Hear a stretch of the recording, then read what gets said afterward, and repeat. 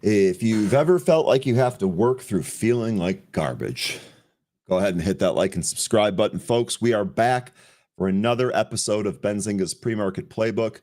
The market has been absolutely wild, but it looks like maybe we're putting in a bounce.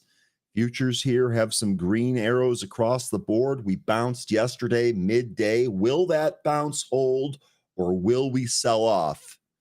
We're going to find that out today. Benzinga's Pre-Market Playbook starts right now.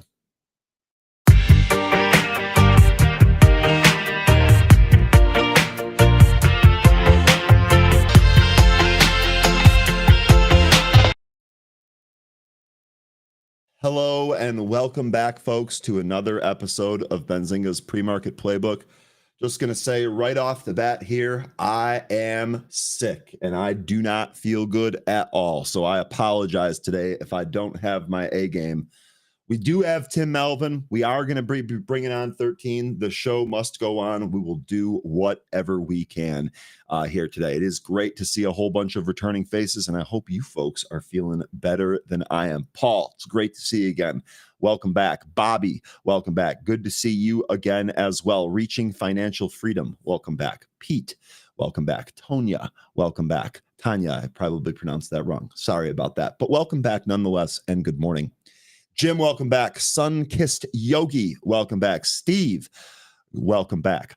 Good morning, all. I think we get a bounce today with the news coming through in the CPI at 10. We have, the CPI is actually at 8:30, but we have been bouncing since yesterday. And if the pre-market is any indication, we do have a bounce on our hands here today. We'll see how it shakes out. Market Sniper, good morning. Artisan Custom Homes, good morning. Jonathan, good morning. TRX, good morning. Big Bees, welcome back.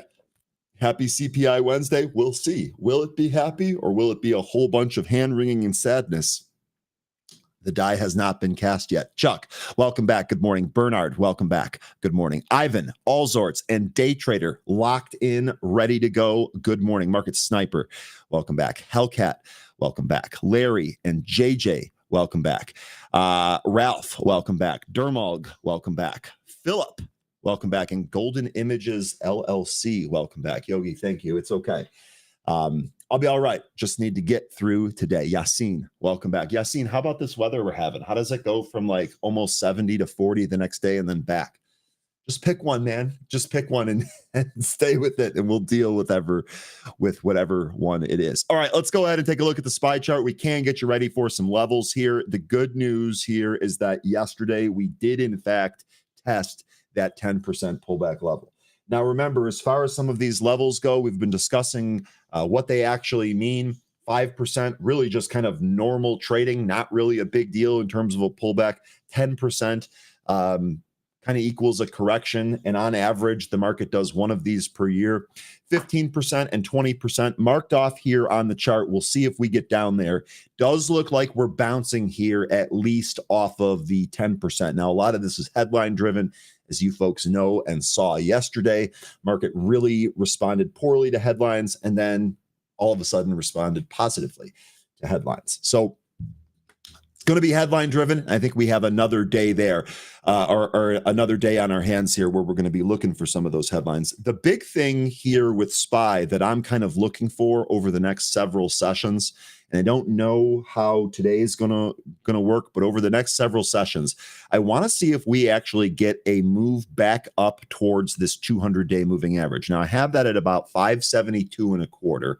Let's just call it 572. If we move back up and we're really unable to take that moving average out, I think it makes sense to maybe try for some more downside here. We might actually be able to open up some short swing trades if that's the case. So while we did test the 10% pullback level, I don't think we're out of the woods yet. I do expect there to be another retest of that level, perhaps, maybe even a break and a punch through it. So if we get a bounce here, I'd like to start looking at some short interests or some short instruments for trading. I'd love to know what you folks think. If the market does bounce at all, are you in the belief that, hey, we're in the clear, and maybe we can bounce and maybe buy the dip and all that we've been used to is still on? Or do you think we kind of roll over again? Curious to hear what you folks think about that. Maybe we should come up with a poll for that, producer, on whether or not this market is going to continue to roll over. So we'll see if we get that here today. Again, we are, of course, waiting for the CPI print at 8:30 here.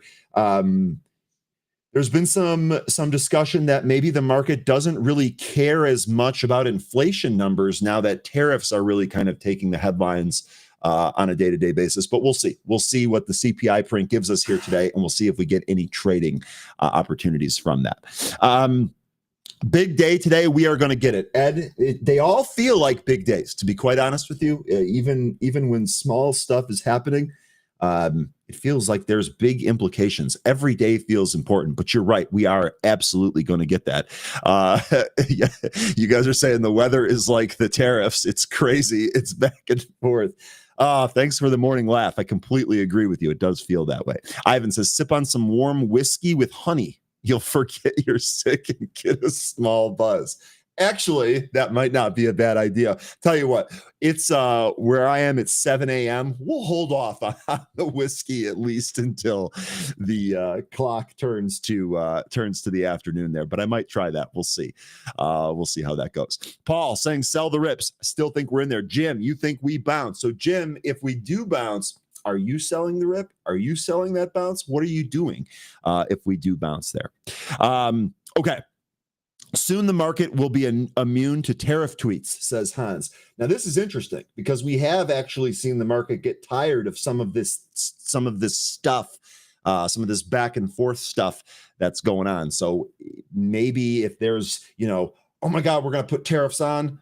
Actually, we're going to delay those tariffs. Maybe if that goes back and forth enough, the market just kind of gets used to it and ignore it. What a time to be alive that would be. If that's the case, but we'll see. We'll see if we end up getting that. Okay, let's take a look at some news here first. We are going to start here with Tesla, and I do want to start with the chart. As always, we can always come back to the chart here again as well. Tesla here bouncing up 3.6% here. Sorry about all the drawings are actually making it a little bit more difficult to see. Let me see if I can clean this up a little bit. There we go. And let's turn these volume bars off here real quick. Okay, you can see we came in here. We basically filled this gap down. Right? Filled this gap down. We haven't really tested 200 yet, although this kind of serves as a staying above 200. And we're now right at this 500-day moving average. I've got that value at 241.64, so 241.5. Current price here, 239 on Tesla. So we broke right through that. We're trying to have a reflexive bounce here. Really, the question is going to be, can we get above that? Can we close above that level? Can we maybe turn that into some support, or is that still going to be resistance here? Also worth noting, this chart is going back to the summer of 2024, and you can see that the volume point of control is actually right around a breakout level. So if we do kind of recapture that 500-day, maybe we can actually get back to that volume point of control, and we'll see if Tesla can actually turn this around. So far, though, obviously, Tesla extremely weak and has been weak since the highs of last year, which came in December of last year. Now, story that I wanted to get to here on Tesla. Elon Musk says Tesla will double its U.S. production in 2 years after Trump backs the EV giant amid the stock slump. So, some new, obviously, Tesla stock is sliding as we were just taking a look at. Now we're getting some news here that should bolster it. What happened? Musk, in a post on X, said that Tesla commits to doubling vehicle production in support of the policies of President Trump and to, quote, demonstrate our confidence in the future of the United States, end quote.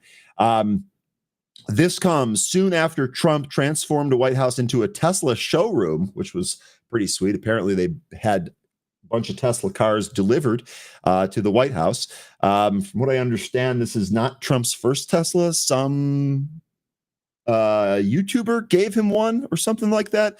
For those of you that follow all of that stuff, you'll have to let me know. But I'm pretty sure I saw that yesterday on Twitter. Can't confirm it. Nonetheless, this comes soon after Trump transformed the White House. This was followed by Trump's purchase of a Tesla Model S Plaid. Now, I've heard those things are extremely fast. And as far as I'm aware, Trump doesn't really drive, right? He has someone else driving him around. Wonder if he'll ever if he'll ever drive that car. But I hear that those plaid Teslas are extremely fun and extremely fast.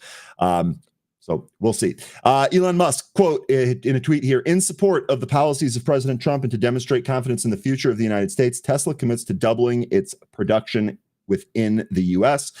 Gary Black here, managing partner of the Future Fund LLC, in a post on X called Trump's support of Tesla huge, however you pronounce it. President Trump's endorsement of Tesla today is potentially huge. Recall that 77.3 million of 49.9% of American adults who voted to select Trump, applying 49.9% to the total U.S. adult population of 260 million implies 129.7 million who likely align themselves with Trump and respect Trump's opinions. I see where he's going here, but I'm a little bit skeptical on whether or not this type of thing translates into what kind of car you buy. I know it certainly doesn't for me. I was actually just looking at new cars and I wasn't even considering Tesla. Had nothing to do with who's in office or any of that. So odd here, but this actually gives you a little bit of math on how you can reach some of those numbers. Let me know if you agree with Gary here. Let me know if there's anyone out there that thinks or that would choose the car that they would want to buy based on some type of external government factor. From what I've heard, especially to those that are married, is you let the wife decide. Otherwise, it's not necessarily a happy life. So anyway, we'll see where this ends up going. If they are able to double production here in the U.S., I feel like that would be pretty good for the stock. Tesla responding positively to this here this morning. Again, let's take a look inside here at the pre-market. So we did drift higher here, and part of me wonders if the bottom or the near-term bottom has been put in. So very much like I asked you guys about, are we still selling the rip in the market? What are we doing here with Tesla? If this does pop, are we selling this? Let's check here real quick. Markets need to digest the move. Hankinator, I like it. Sell the rip, in my opinion. I kind of feel the same way. Day trader, totally inappropriate use of the White House. Tesla's in for some more pain. Could totally see that too.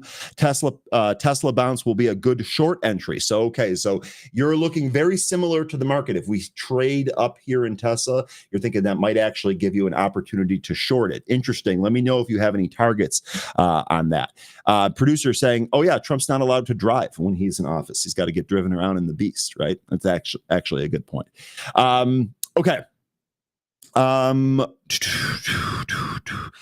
It was like an infomercial from the president. Totally inappropriate, if not illegal. I don't think it was illegal.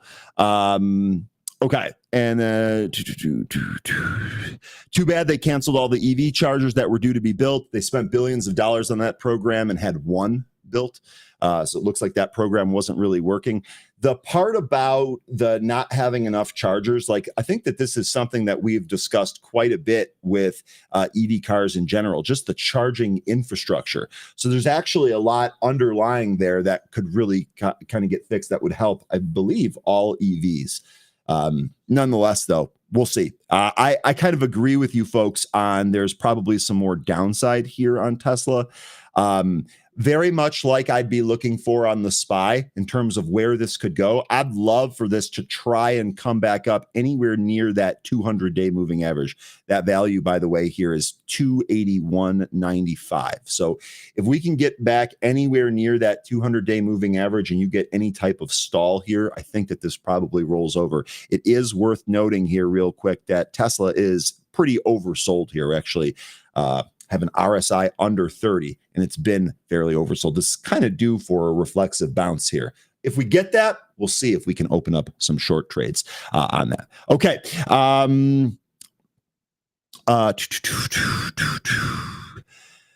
Joshua saying, I'm keeping my bull stance and calls for SPY. I definitely think it'll rip soon. So this was a large part of the discussion that we had to open up happy hour yesterday. It does sure feel like there is a probable bounce coming. Just with the market selling off, the sentiment being so terrible, this really kind of sets up for a decent print in the CPI here today, and then maybe a continued bounce. But as I had said at the beginning here, I do not think that we are completely out of the woods. And frankly, my own personal bias, I would really love for this market to pull back more. We had talked, I believe, yesterday about a possible like capitulation event, which we really haven't seen. We've seen kind of like these orderly moves down.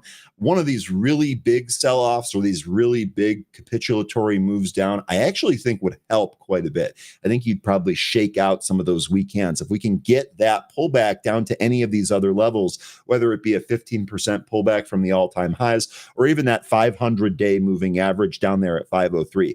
Frankly, if we get to 503, I think we're so close to 500 that we probably test that big round fat number. That would just be my guess. We'll see if we get there. I'm definitely, as far as the next trade for myself here, market related, I'm waiting for a setup for us to go lower. I do feel like that's where we're going to go. Don't have that set up just yet, but that is coming here. So okay, or at least I think that's coming here. All right, let me roll through some more of these real quick. Tesla owner and fan, but the first quarter is a disaster. Sell any rips. So there you go, Peter. It looks like we're going to keep selling some of those rips. Hankinator, EVs don't work in cold climates. So this is interesting. We had a pretty deep freeze here in Chicago over this past winter, and there were several Teslas that just wouldn't start.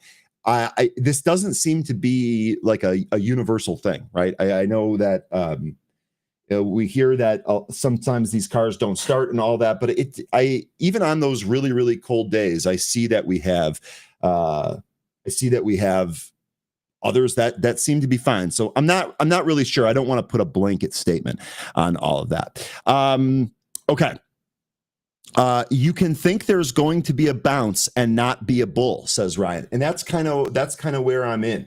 I still am kind of bearish. If I had to, I would say that I'm more on the bearish side of things, but I do recognize, especially in a bearish tape, that we are going to get some bounces. And on top of that, some of those bounces might be pretty violent, right? They might actually be pretty big bounces, and that might result in a bull trap, which is something else that we're going to try and kind of sift through here, if you will. So anyway, love the discussion here on SPY. Love that you folks are thinking outside of the box. Awesome.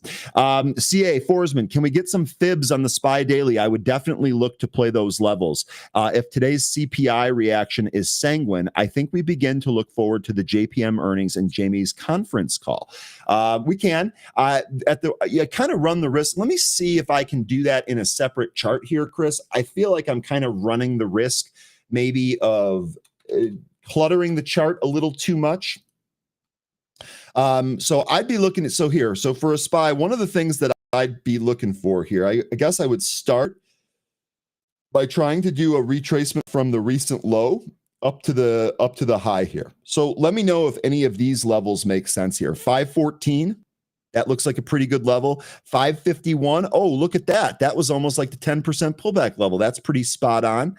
484 and 454, your levels beneath that. Let me know if any of these levels kind of jive with what you were looking at, Chris. One of the things that I'll do, I'll actually just leave this up so we can refer to this, and maybe I can even adjust this chart as well. You know, the other thing here, let me see, if we did this from the COVID low, what are we looking at here? Okay, 520 as one of those fib levels where it actually did look like that had some where that kind of obeyed that fib level there, and then another one down here at 462. Let me know if you guys think we can actually get to 4. Does anyone think we're going sub 500 if we get a pretty decent pullback here? You let me know. You let me know on that. Okay. Let's see. Let me go back to the article. I think we covered everything that I wanted to cover here from this article. Oh no, there was one more thing in here. And actually, producer, you had suggested maybe we run a poll on this. Maybe we can here. Let's see. Okay, see, the announcement comes amidst a challenging period for Tesla. The company's stock has been on a downward spiral with concerns over the company's deliveries and ongoing protests against Musk and the company over his involvement with the Trump administration. Musk, during a recent interview, admitted he is running his business, quote, with great difficulty, end quote, while working with Doge amid a huge decline in Tesla's stock price on Monday. Company's stock price declined over 15% to $222.15, resulting in a $130 billion loss in market cap. Protests against Tesla have emerged in the U.S. and Europe, with demonstrators criticizing Musk's political activities. Tesla's European sales dropped 45% in January, contrasting with a 37% rise in overall EV sales, according to the European Auto Manufacturers Association. So I think we had another story here. Yes, we did. So really quickly, kind of related to this, Wedbush Securities, Dan Ives, the guy with all of the crazy jackets and the crazy shirts, bless him for going on TV with those. He can pull it off. Not many can. He has called for Elon Musk to balance his role at Tesla and Doge. Remind me, I think some of you folks have been calling for the same thing here, right? I believe that some of you folks have said that you really wish that he kind of goes back to just being a CEO or maybe an interim CEO. Let me know what you think is better here. In a post on X, Ives, known as a Tesla bull, expressed his belief that the current leadership situation at Tesla is, quote, unsustainable for shareholders. He emphasized that it's time for Musk to leave Tesla for the next phase of growth. So what do you think? Do you think we should get a interim CEO? Let me know. Let me know what you folks think about that. Okay, really quickly here. Yeah, Artisan, we covered it yesterday. You're asking about ONDS. I like it because they're turning it around. They're expanding in the drone business. They expect a record a record year this year. I do admit, though, the actual trading action has been horrific. I am starting to like it less and less based on how it trades. I've been around this for a long time. I know they reported earnings here today. Not great. We'll see what the conference call says. But basically, drone industry, like the CEO, like what they're doing, it's just not being reflected in the stock price. Wackadoodle saying Tesla under 200 would be a score. Cars will be only 10% of the company within 5 to 10 years. That's also the big argument here with Tesla. A lot of people say Tesla's not really a car company.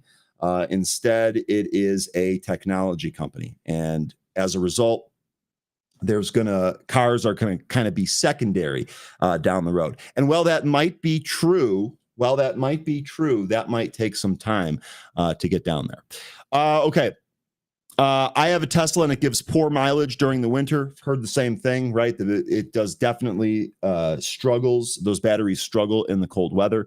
At least yours started, though. I mean, it could be worse. Okay. Honestly, I think we hit the mark, and market doesn't want to go to recession lows yet. Day trader, you think protests will get bigger as the year goes on, and you give a price target of 150 to Tesla. Okay. Pretty good stuff there on that price target. Fairchild says, yes, if Elon would just concentrate on his business instead of what he's doing, he'd regain popularity and then turn things around. He's making no friends right now. Indeed, he is making no friends. And he's kind of saying that, right? Kind of saying that he's focusing more on the government in the United States, which seems to be more important. 3D, not feeling sorry for Elon. No problem. Totally get it. Don't think you should feel sorry for him. Okay. Okay. So, and it looks like a lot of the political rhetoric is really kind of heating people, which I totally get. All right, folks, good breakdown here so far. But let's get to what you folks were actually waiting for here today. I know you guys are excited. It's a Wednesday, so it's time for Tim Melvin. We'll go ahead and bring him on. Let's see what kind of great jokes, one-liners, and treats Tim has for us this morning.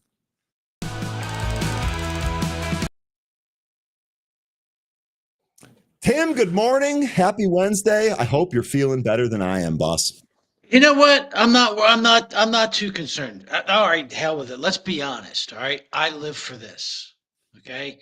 When markets are pulling back like this, if you're sad, you're overcommitted, undercapitalized, or never knew the damn rules in the first place.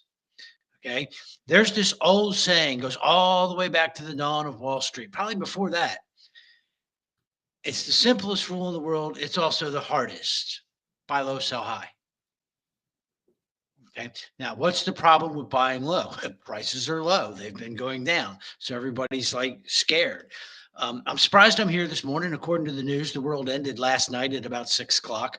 So I'm surprised we were all able to get here this morning. Guys, there's a lot of news. There's a lot of noise. Yeah, There is absolutely no question. This can't even, be argued or debated at this point. Um, we are in danger of an economic slowdown. Okay. Tariffs could easily create an economic slowdown. It's possible. Okay. Also, not really unlikely. You have a recession in the United States every 6 to 7 years. Mhm. We've successfully kept one away for a very long time now. Successful is a marginal word because it took an activist Fed and a whole bunch of other stuff to make it happen. Ryan, I'm going to have to ask you to excuse me for 1 second. This is apparently important. Yeah, no Right. problem at all. Look, that's Be here. right back, guys. I got you. Don't worry. We'll get back to Tim here in a sec. I really want to emphasize something that Tim was just talking about. I've been trying to do this ever since the market really started to roll over. I really want to point out one of the things that he said there is that these really are the markets that he's waiting for, because this is where you really kind of make that good money.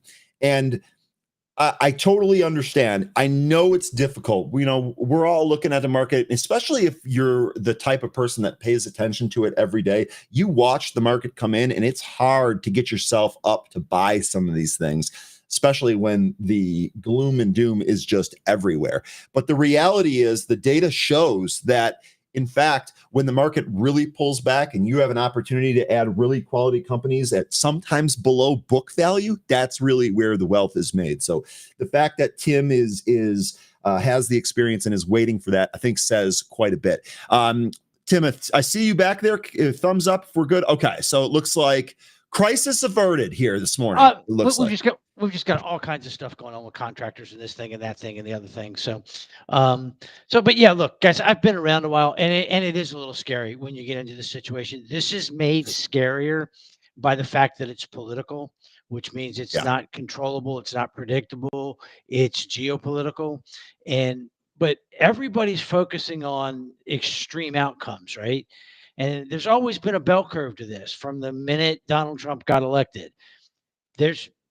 There is a possible outcome where the tariffs cause very high stagflation, inflation, a really bad economic slowdown. That is the far left-hand side of the bell curve. Okay, that's worst possible outcome.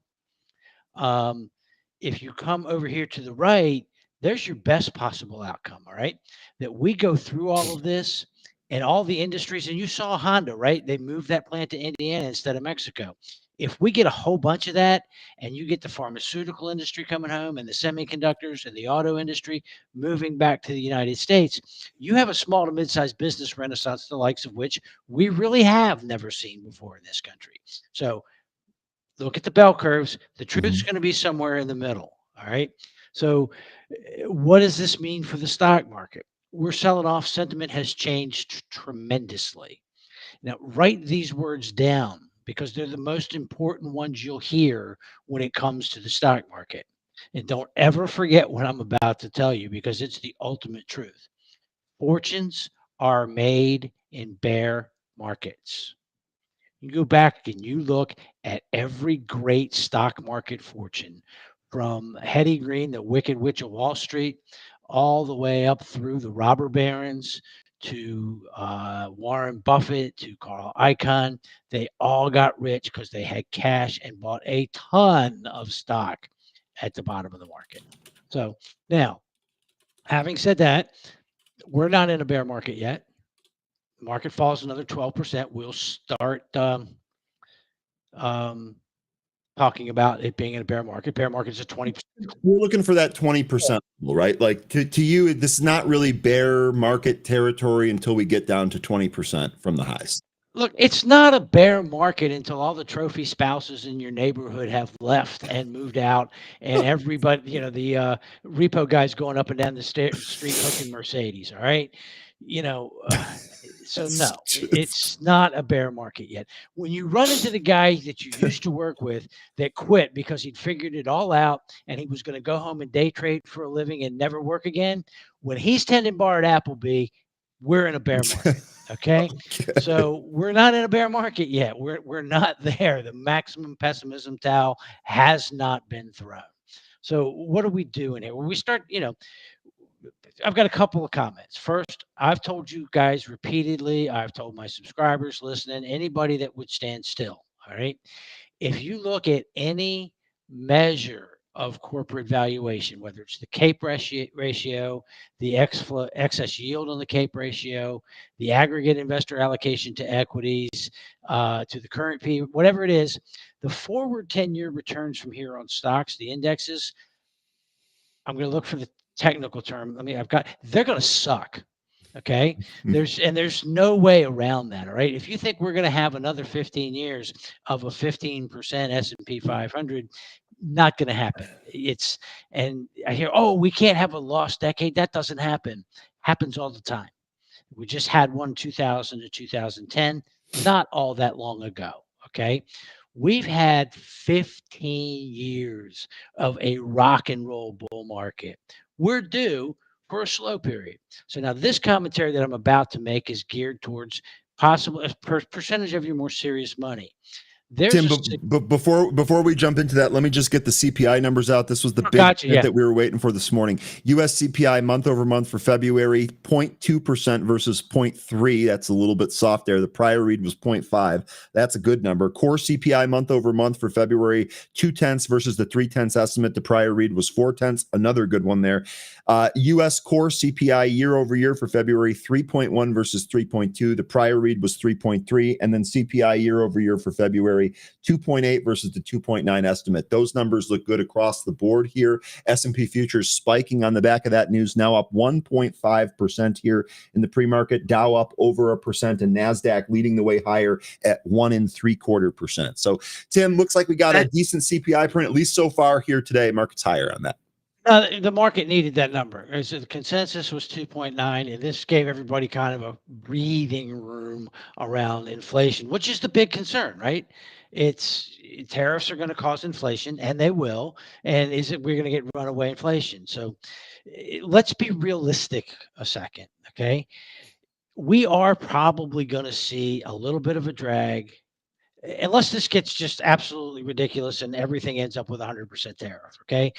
Based on what the administration said they're going to do, we're going to have moderately higher prices. We may see a little bit of an economic slowdown, but we're not talking about anything really severe.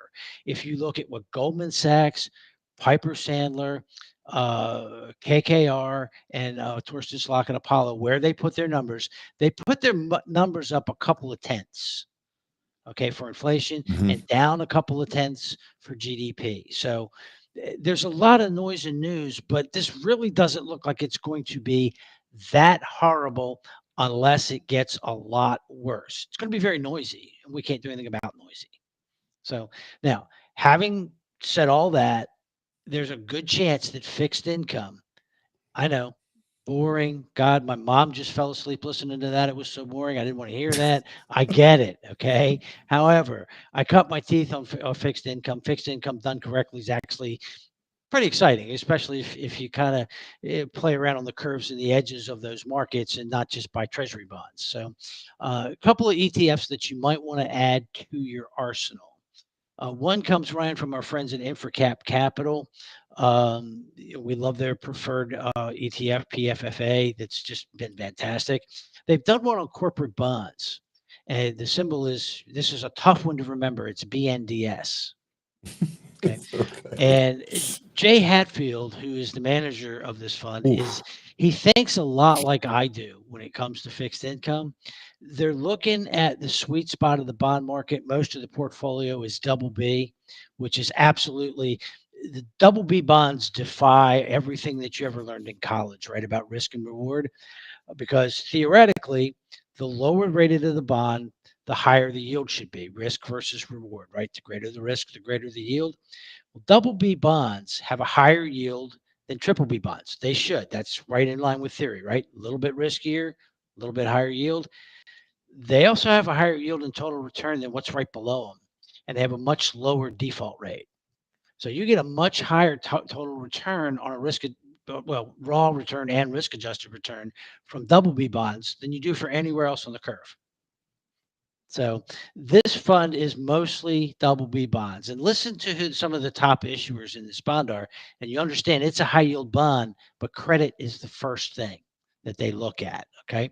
Land O'Lakes, don't know about you folks. We didn't stop eating butter around here.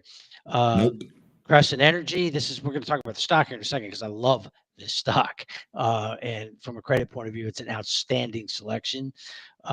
Charter Communications. We all hate cable TV. Most of us still pay for it. Plains All American Pipeline. Well, look, I want the local news. I want baseball. I don't want to remember 37 passwords to 15 streaming services. And to be totally honest, I don't really know how to work my television. Well, at least you're being honest there. I'm with you there on the whole streaming thing. The other thing is those streaming prices are continuing to creep up and up and up. I'm not even sure you actually save by doing that, but that's as an aside. And I actually really agree with you on that. New York Community Bank is a holding. I love that bank long term. Whole discussion for a different day. Pitney Bowes, which are bonds I own personally. Franklin BSP Trust, which is a mortgage REIT that we love for a whole bunch of reasons. And then Civitas, which is another energy company that we talked about it last night, right? Mhm. Absolutely love in here. And these are just some of the representative holdings of this thing. It's just sitting there. It's paying 8%, this ETF. And I really think that you've got a great chance that this outperforms the S&P 500 over the next 10 years. Best of all, you're going to get a whole bunch of that return in cash up front. Okay. So then the next one is FINS, FINS. Okay. This is the Financial Income Strategy Fund. This, ladies and gentlemen, is just simply put a very cool fund. It's a 9.2% yield. Anytime you look and it's yield over 10, you buy more. I mean, period.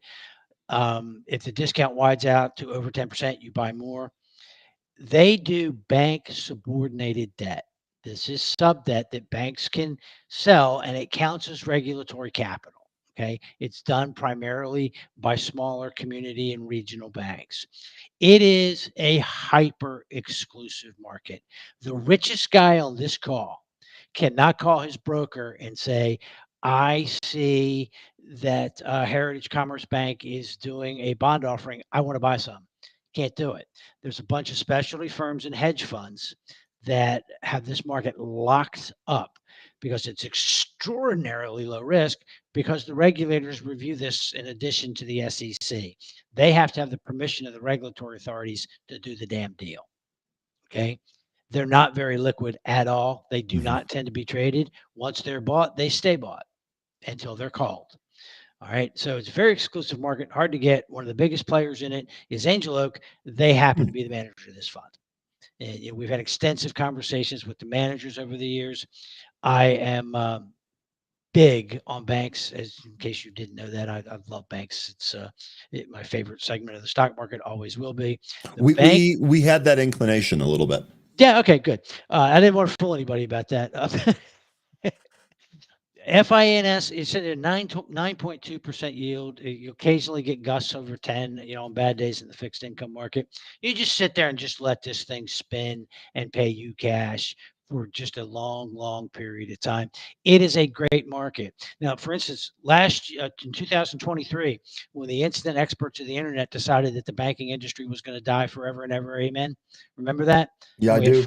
We had four banks that were doing really stupid stuff go under Yep. because they were doing stupid stuff, basically. So this thing blew out to over an 11% yield. I mean, just a massive buying opportunity. You will see those dislocations because most of the people on the internet yammering about the end of the civilization and the collapse of the banking industry could not explain banking industry regulations or accounting to you if their life depended on it. Okay. So they tend to create these little mini panics that create opportunities that we can take care of, whether it's in fixed income or in equities. So the other thing to remember about the banking industry right now, it's in better shape than it's been in for decades. And I know everybody read the headline, right? car loans up, big delinquencies, highest since, way before the financial Credit card crisis. debt at peaks. Yeah, car loan delinquencies are terrible. They're awful. That's subprime car loans. Do you know how many subprime car loans are in the banking industry, Ryan? I don't. Let's go with none. Okay. I guess that Right. was pretty easy. Yeah. Yeah. It's the industry backed away from all this stuff after the great financial crisis. There's no subprime in today's banking industry. So when you read the latest quarterly banking profile, the only area that had anybody going, oh, okay, wait a minute, commercial real estate loan delinquencies are higher. But then you keep going through the little data, right? You have to read the whole thing. All of the problem loans in the banking industry and commercial real estate are downtown office towers. And those are in the portfolios of the very biggest banks, the Bank of America, JP Mhm. Morgan, Citigroup. And they're this tiny little sliver of those banks' loan portfolios. So not a problem for the banking industry, certainly not for the community banks.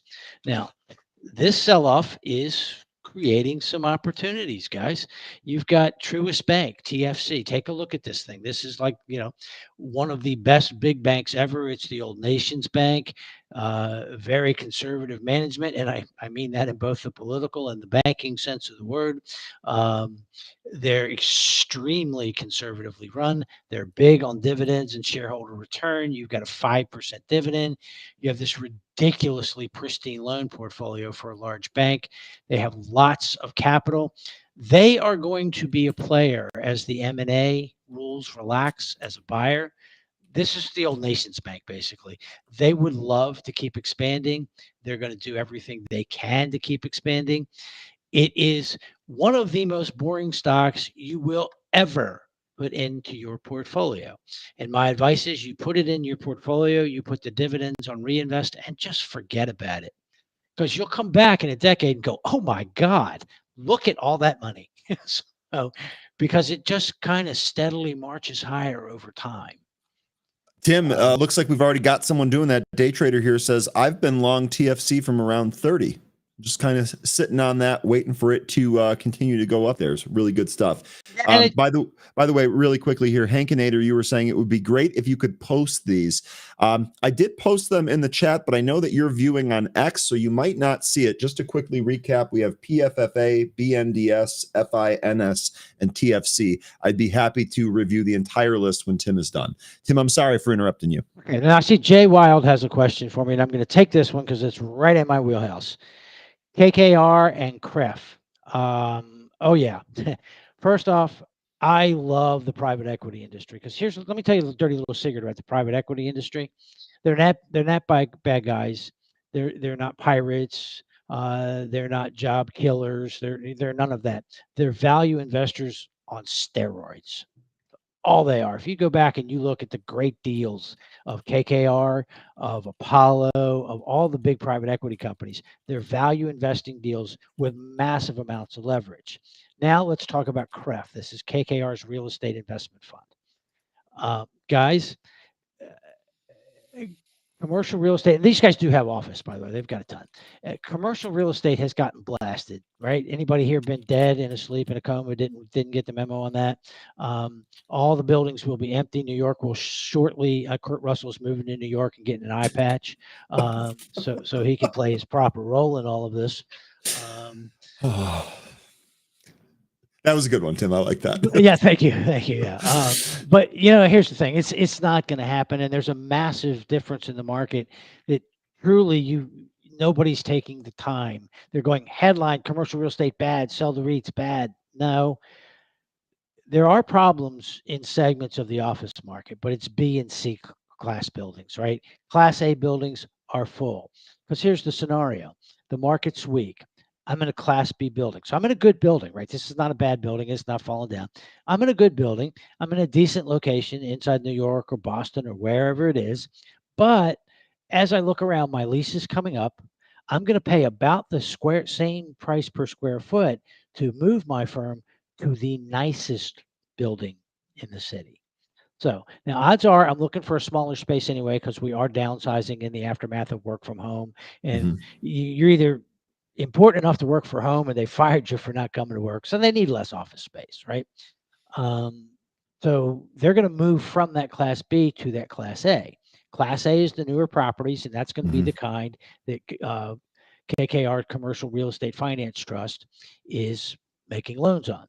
Now, KKR, and this piece of advice here again, write this one down because it's actually important. If you're going to go out and you're going to buy commercial real estate mortgage REITs, which I love, or business development companies, which I also love, you always, always, always, almost without exception, want them to be associated or affiliated with a major private equity firm because you get deep pockets, you get a deep Rolodex. That's your contact list for old Mhm. people. Um, and you get the expertise, but it's the deep pockets in the Rolodex that make all the difference for both commercial real estate and business development companies. KKR is doing billions of dollars of real estate deals around the world. They've borrowed more money cumulatively than probably anybody in the history of the world that wasn't a government, right? Because of the number of highly leveraged deals they've done. They understand finance as a buyer, as a borrower, as a lender. They have a unique perspective and they're very big on real estate. Here's what they've done because they have had some problem offices. Okay. And they've had a couple keys land back on the desk. They take the keys, they walk down the hall to the real estate management department and say, here, manage that for me until prices come back and then we'll sell the building and pay off our shareholders. Right. So if they get a problem loan, they could just take the building. Foreclosure is not a problem for them. Right. So it's gotten caught in some of the headlines. It's down. Let me just pull the price chart up here. Um, but this is one of the ones that. Oh, what are you doing, machine? Me and my computer are arguing. Actually, 1097 notes. It's kind of going sideways. But you're collecting a 9.12% yield. Um, Keefe Bruyette and Woods upgraded this last year, and they've had some pretty good comments on it. If you're looking at financial stocks, period, okay, Keefe Bruyette is really good. So if you're looking at banks, insurance companies, REITs, commercial finance REITs, and you see Keefe Bruyette make a move, pay attention because it means something. Right. Okay. But KKR Real Estate Finance Trust, we are closer to a bottom than a top in commercial real estate. We've had 2 months in a row of corporate office delinquencies going down in the CMBS market. We've had 3 months in a row of prices going up. This is all commensurate with the bottom, guys. So unless we get that far right hand side of the curve and we do, the whole world implodes and we're in a trade war and, all the bad things that could possibly happen ever happen, I put that probability as pretty close to zero. Commercial real estate is going to slowly, grindingly recover here. Since this REIT is a lender, all right, you're not necessarily worried about the occupancy rate, this, that, and the other. It's like, does the payment get made? So as long as the payment gets made, it comes back to us in the form of the dividend. Mhm. KKR, and again, they've evaluated the loans with the assistance of the KKR real estate department. So they've got deep pockets and deep research to go to. So this is a uniquely positioned Interesting. commercial real estate finance trust, and it's a great one to put in your portfolio as quasi fixed income. So Okay. anyway, you guys got me all off track. But anyway, First Interstate Banking Corp up in Montana. This is another one, 6.81% What was yield. the ticker? FIBK. This one's for, FIBK. yeah, this is for you Yellowstone fans. Okay, right up there, Billings, Montana. Probably still have a hitching post out in front of some of the branches, but the bank has slowly grown all over the upper end of the Midwest, and it's run like an upper end of the Midwest bank. Asset quality is, non-performing assets are just, 50 basis points. So, one half of 1% of all assets. The bank's been growing. They've done a great job with acquisitions over the years. Just a very well-run bank with a great shareholder return policy as far as buybacks and stock dividends. And then Heritage Commerce Bank. Now, this one's tricky, guys. The symbol's HTBK. HTBK. Yeah, and in case you wonder where I got all these, I just took all my favorite banks, threw them on a spreadsheet, and where I'm giving you the ones that are oversold on last week's top performing metric that we talked about, relative strength index. A Heritage Bank of Commerce is it's right outside Moscow and San Jose, California, because as we all know, California is the evil socialist empire that is going to ultimately cause the demise of America and everything else. And everybody left except for the 30 or 40 million people that stayed. Uh, Heritage Commerce Bank. Look, guys, let's be honest. California on a standalone basis, and I moved out of California because I hate the taxes, I hate the politics. I moved out in 1990, but it's actually there's millions of people that want to be there. There's still vibrant industries there. Our entire tech-centric economy is based there to a very large degree. So California, from a business point of view, actually doing fairly well. So we've got Heritage Commerce Bank, which is a business-oriented bank in San Jose, California, which is actually right on the edge of Silicon Valley. Okay, so we've got a lot of tech executives and tech employees as customers of this bank. It's not a huge bank. All right, it is $5.6 billion in total assets, be a rounding error for a Truist or a PNC or a JP Morgan. Um, Lots of excess capital, extremely high quality loan portfolio. When you go in, it is mostly commercial real estate and business loans, but it's to the technology industry. So there's not any delinquencies, there's not any problems. 14 basis points, 14 100ths of 1% non performing assets at this bank, ladies and gentlemen. You're going to have to throw a lot more than the few minor curveballs we've put in their way so far for this bank to have anything that vaguely resembles a problem. If the bank keeps going down, this is a really good little bank. All right. Somebody is going to look at this and say, we could buy this. We could buy this. We could improve the return on assets a little bit. This is a great loan portfolio that would fit really well into our overall portfolio. So maybe we want to come in here because the stock's trading below book.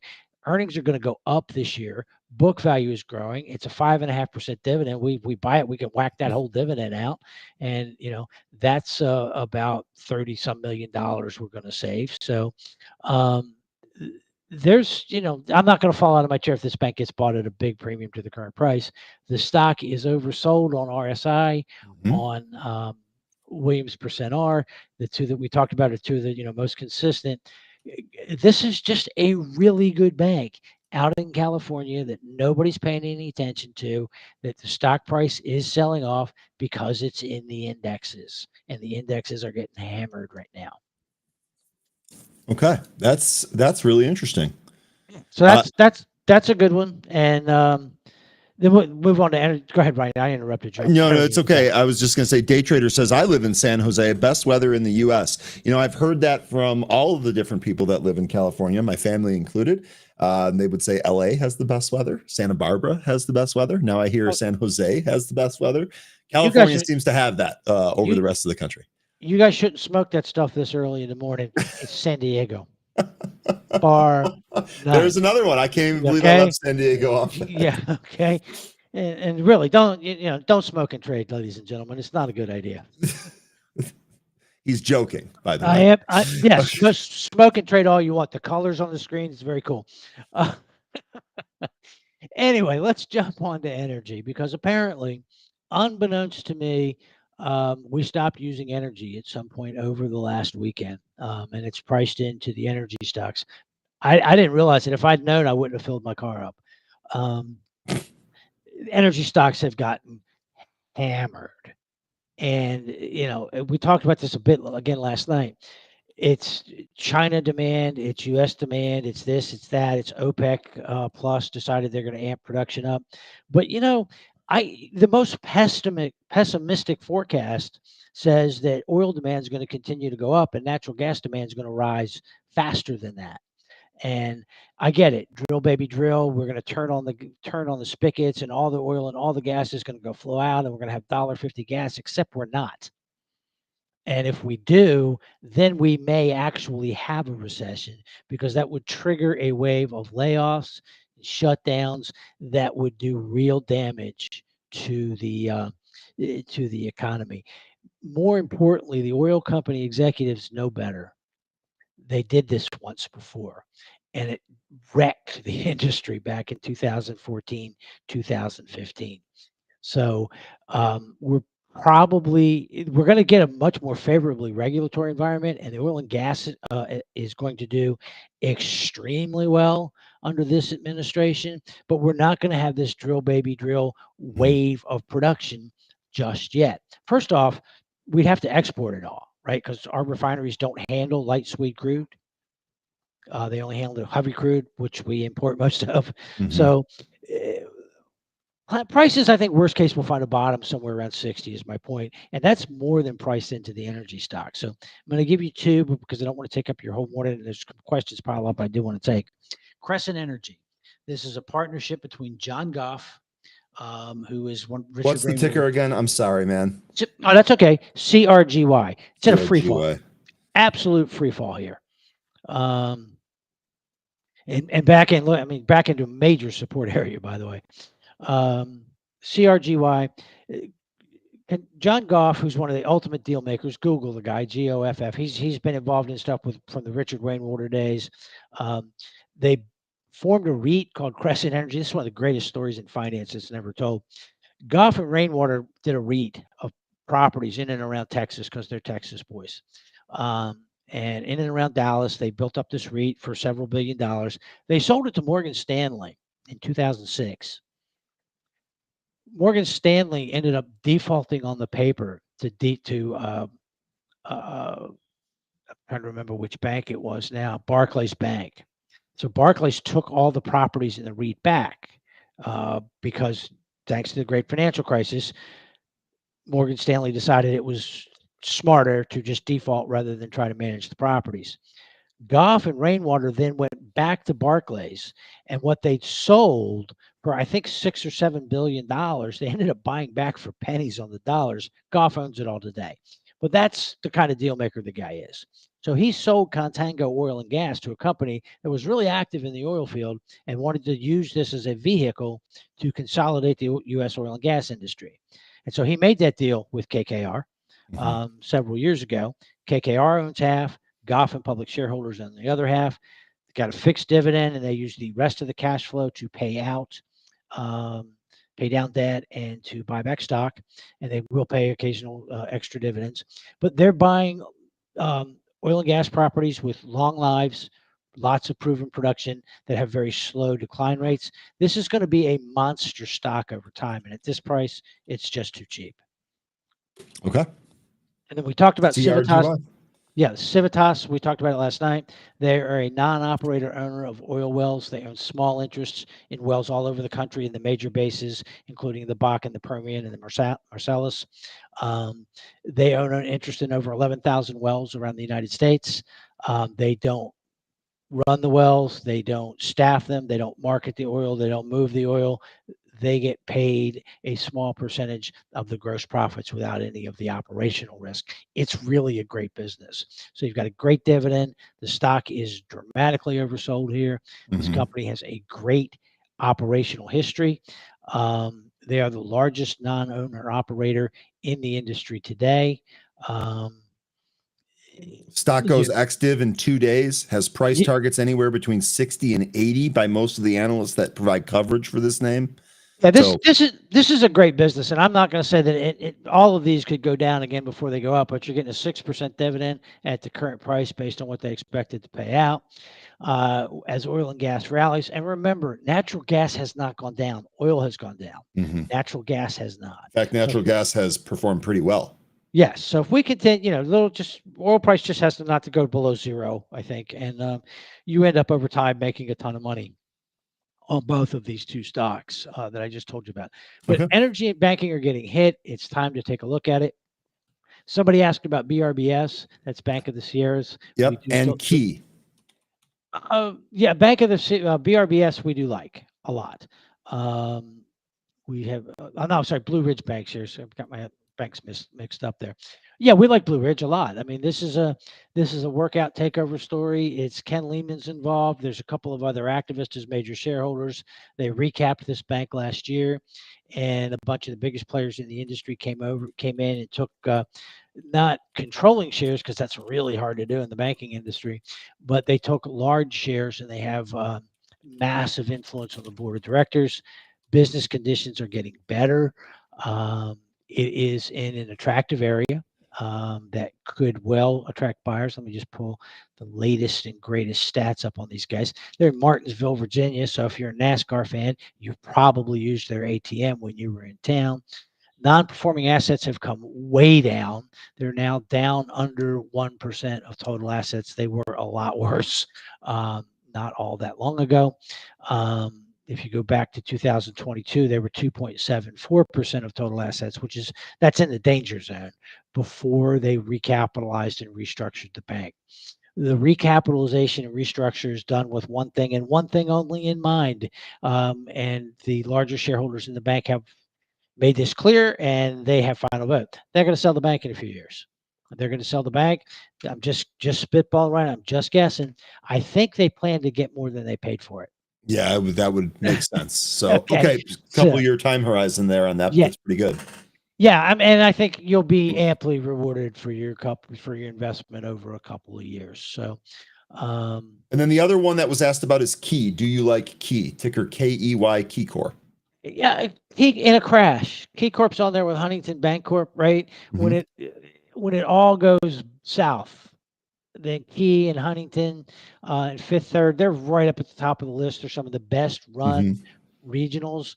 But you know, get back down into that second line down there around $10 a share, and I'll get really super excited about Key. But the larger banks, they're not going to grow real fast, right? Because they're restricted from how big an acquisition they can make. They can only grow a little bit faster than the economy. You know, nobody's going to buy them except under the most extreme conditions or further significant relaxing of takeover rules. So I like Key and I like Huntington and Fifth Third when it gets way down there, right? When you're looking and the instant experts of the internet are screaming about how the banking industry is going to collapse and it's all going to go away and we're going into the Great Depression, or magically in 2023 the banking industry was going to collapse, but technology stocks were going to be okay. Still haven't figured out how they put that puzzle together. But when you hear that the banking industry is about to collapse, Key should be up near the top of your let's buy some and hold on to it almost forever list. Okay, really quickly here. I know we're over time, but I want to get to all of the questions here. I appreciate it. Jay Wild's asking about XIFR. This was formerly NEP, which got absolutely destroyed, pulled the dividend. Question here is, this used to be NEP. Does Tim think it put in a bottom after it pulled that dividend? Jay Wild, really quickly, full disclosure here. I took a loss on this back in January. I am all out of this one. I hope it put in a bottom. Let's put it that way. I'm still a little stunned by NextEra Energy, the parent's behavior so far in this deal. I'm really shocked that 60 days before they cut the dividend, they were walking around the world telling everybody a dividend growth story. I think they're going to have to sell or recapitalize or absorb these industries upstream into their existing renewable energy portfolio at some point. It's the only thing that makes sense. But then again, it didn't make sense to really slash the dividend the way they did, upset all their shareholders. So I hope it did, but this is not the best environment for renewable energy assets. So hopefully the parent company does something to assimilate that into the rest of the company. Yeah. Okay. Good stuff. Thank you. By the way, this, of all of the stocks that you've ever talked about that I've traded personally, this is the only one that I've come out with a loss on. You know what? You're always bolstered, and it was bolstered by the dividend.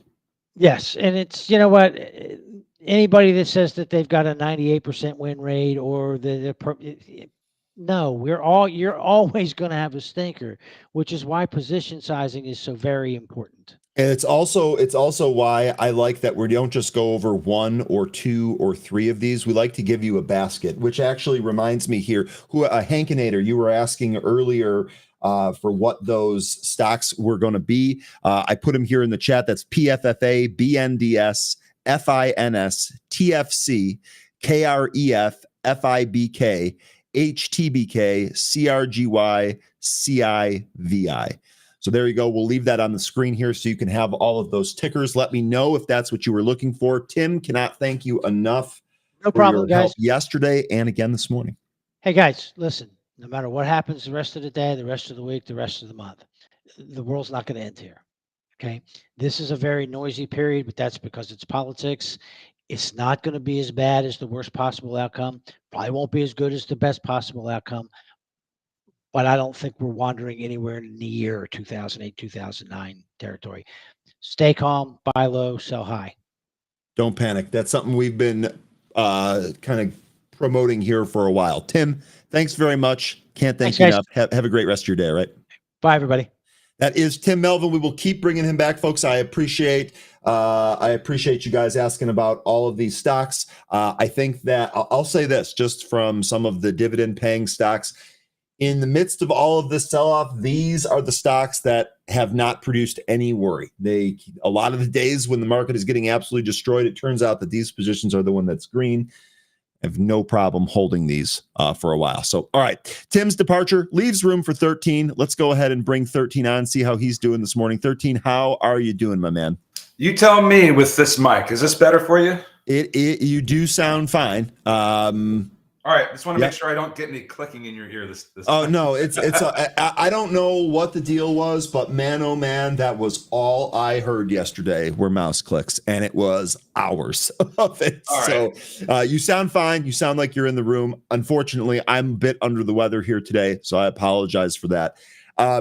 We haven't touched any of the movers. We got 25 minutes till the market opens. I suggest that we start there with the movers, but we can go to any other charts that you want. Well, first things first. I hope you get out of this this illness that you're finding yourself in right now and get a quick recovery. I'm sure I will. To be honest, feels like food poisoning. So I'm hoping that it's short-lived.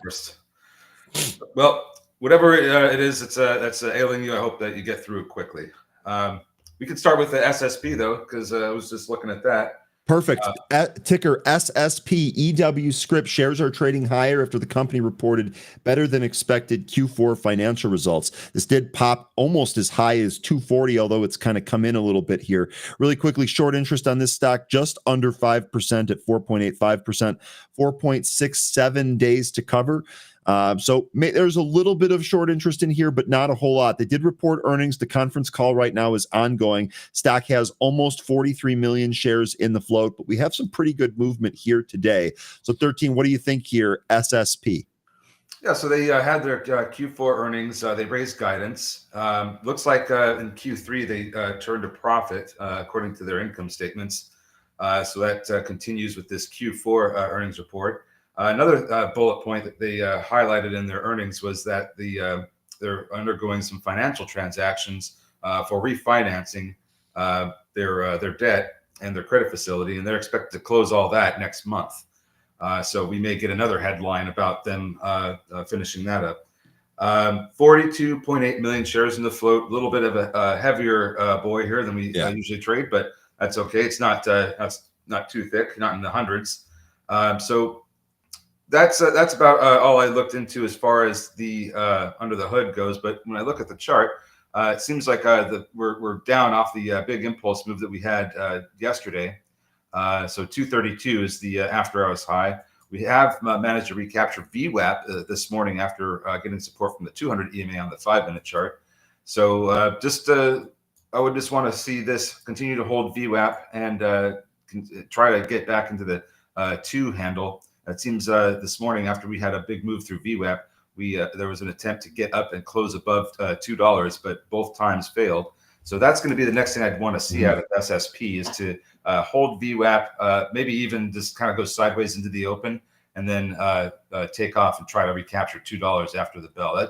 That'd be ideal. So we need to get above $2 either way. If we do that, then we'd be looking at that after hours high from yesterday at 232.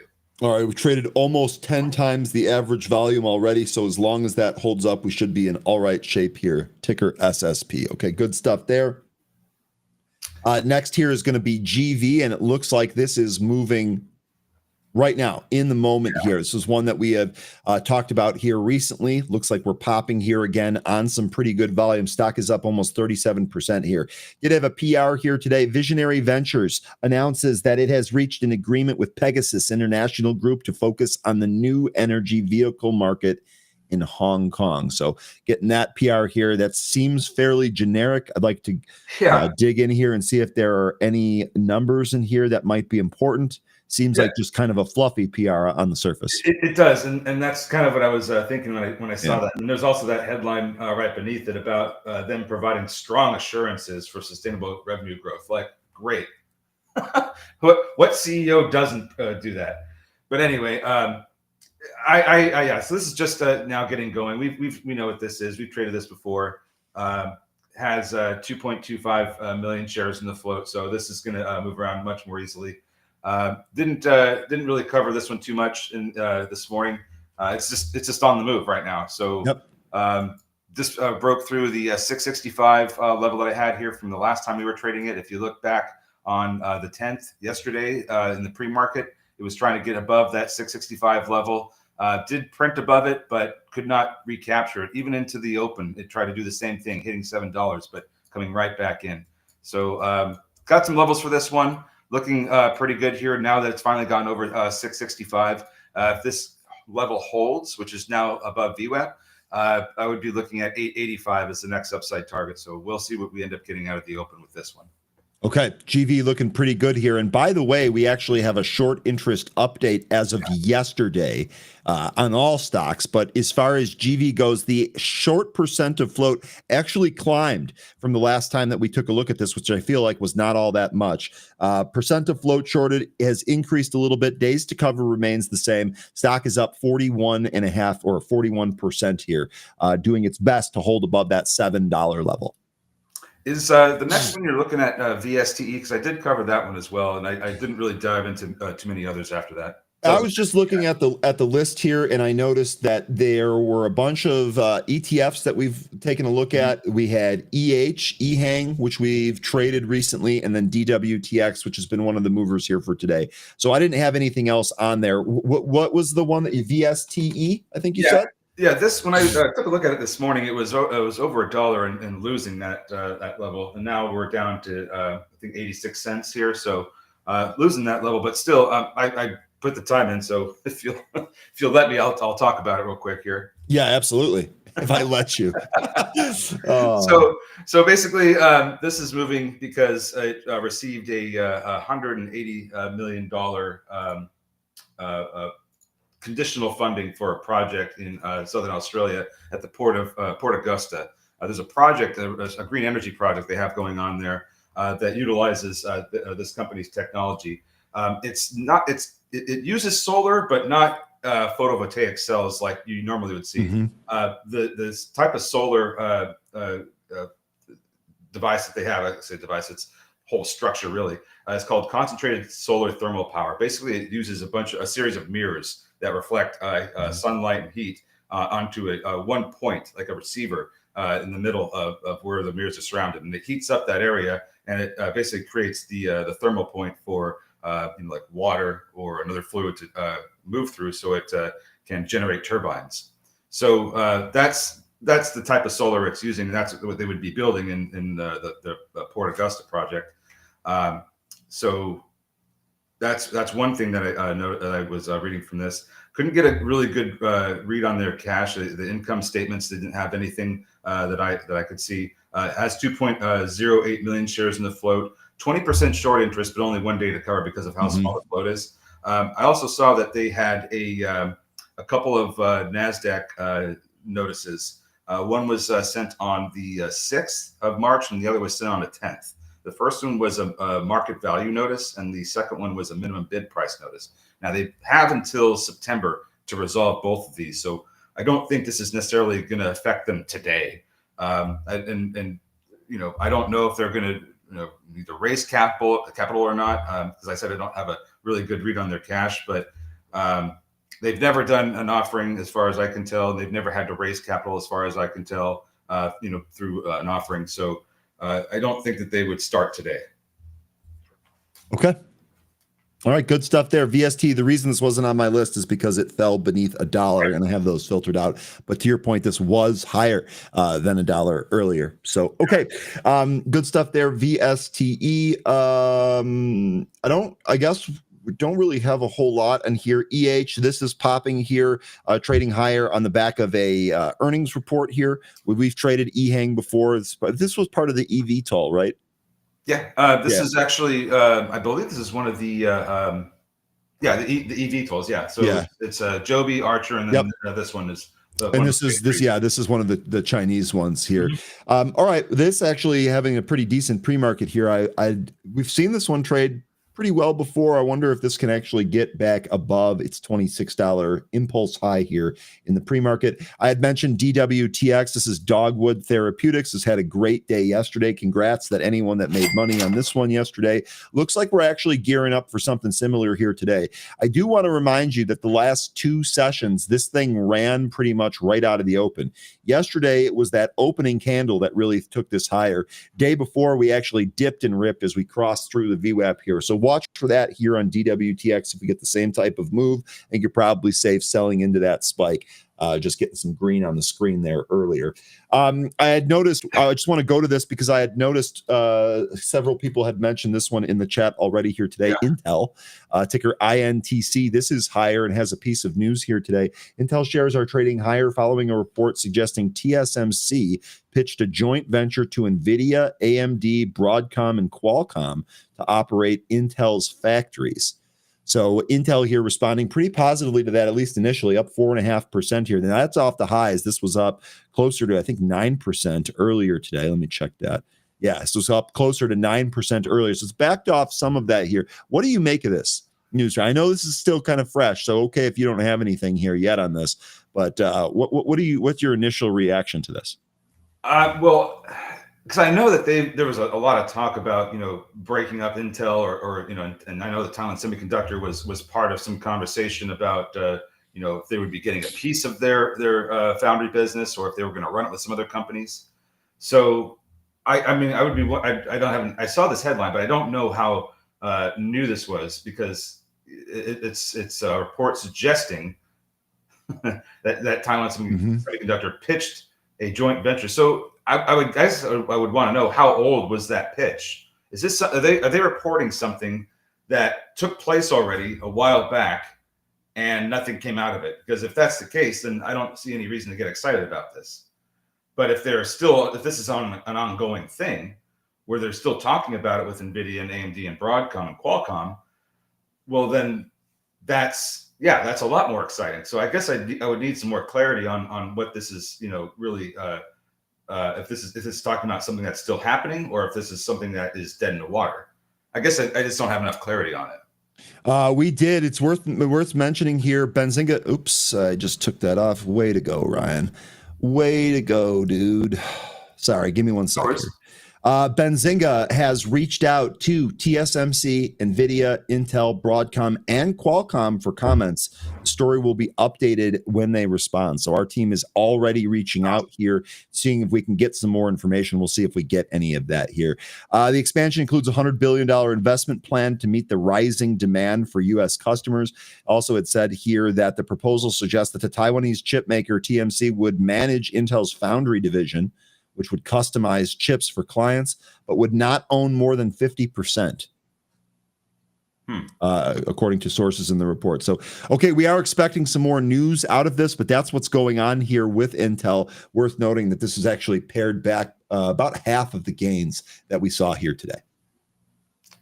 Yeah, so I guess just wait and find out. But if this is, if this is the kind of news that, I guess this is kind of like a buy the rumor news, I guess if that's what we could call it. So if this is something that's going to have more development and is going to maybe even lead to some real changes at Intel, it's down at a pretty good price. Really seems to be doing well, holding 19, and that's, as far as a trade goes, I'd kind of just traded against that. But to your point here, I'm not sure what this means for the future, at least not yet. We'll see if we get some more information out of this. Intel here actually kind of weakening in the pre-market. Okay, that's pretty much all I had from the movers. I guess Rocket Lab is on here. I saw Chris mentioning Rocket Lab earlier. I know we follow Rocket Lab quite a bit. Happy to take a look at anything else that you folks want. Well, we got 12 minutes till we open up here. I saw Rocket Lab did actually have a PR here this morning. Sorry, 13. Airbus awards Rocket Lab a contract to power next-gen OneWeb constellation for Eutelsat, one of its satellite products there. So, contract to power the next generation. Yeah, this is one of the ones I like. Didn't go through this news yet today, but still want to see this go lower. Unfortunately, that might not happen for me today, because this is looking like it's getting ready to go higher. It's just kind of setting up to do that in the pre-market here. So maybe we have a little bit better trading action here. So it's coming down to VWAP right now. If this doesn't hold, then I'd probably be looking at 1850 as a potential spot of where it could find support. That's down near the 65 EMA on the 5-minute. That's what I'd be looking at here. I'd like to own this, like I said, but I still am waiting for a better price, because I feel like the space stocks and a lot of these other ones haven't come in quite enough to my liking, but we're not too far away. Okay. All right. We can do Tesla levels here. A couple of you guys asking about ONDS reporting its earnings here today. Actually was not a terrible report, although the guide was less than we wanted to see here. I'll be honest, after yesterday, the trading performance yesterday was just so bad. I don't necessarily have worries of more dilution here, at least not yet. But clearly this thing is not ready for prime time yet. So if this is one of the things that you were looking for quick gains, I don't think that you're going to get that. You're going to have to be patient through 2025. One of the things that I've been looking forward to here for 2025 is some good growth and continued turning around of the company. We're seeing that, and we actually got some comments out of the CEO about that. Did say that 2025 is likely to be a really good year.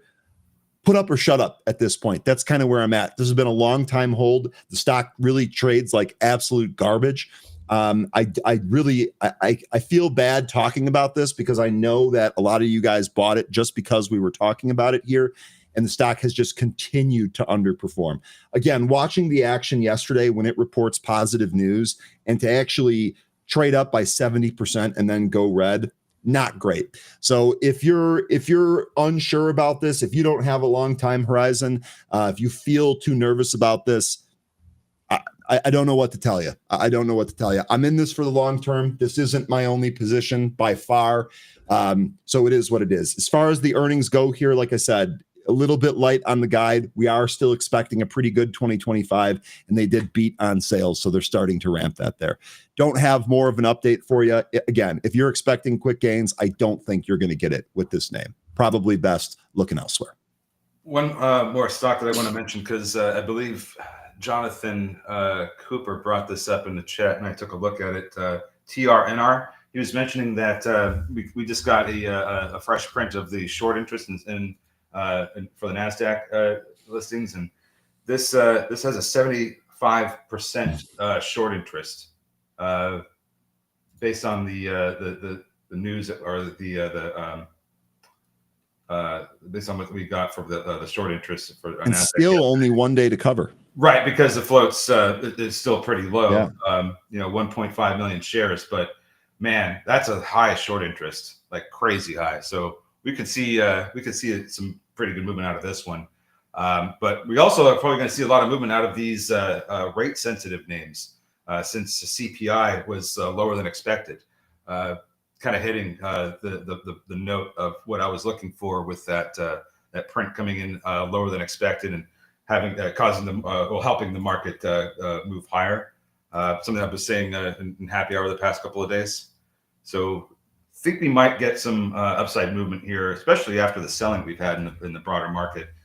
So I think we could get a rebound here, and the CPI is kind of helping lift the case for rate sensitive names. That's why we have a nice rebound here with the IWM as well. This actually bouncing off the 500-day SMA. That would actually be pretty good. Remember, IWM is really down from its highs, down in correction or bear territory, really, at being 20% off some of those all-time highs. We did have a question here regarding SPY levels, if you want to go over those. Rustam here with a comment. I personally think it is best time for SAM because people will keep drinking. That's, of course, ticker SAM, the Boston Beer Company. Rustam, the reason I'm highlighting this is because this was actually a discussion that we've had multiple times this week alone in Happy Hour. And actually, I think didn't we talk about a couple? Didn't we bring up TAP? We did. Molson Coors yesterday. So TAP, Bud, consumer defensive names that are also rising, but people are, like, to his point, people are still going to hold on to their vices, especially if we're entering a recession.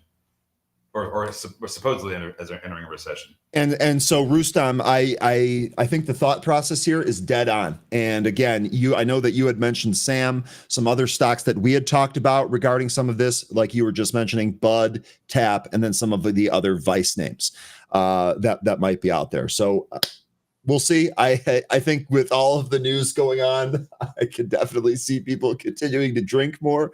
We'll see if that's actually gets reflected here in the bottom line. STZ, another one.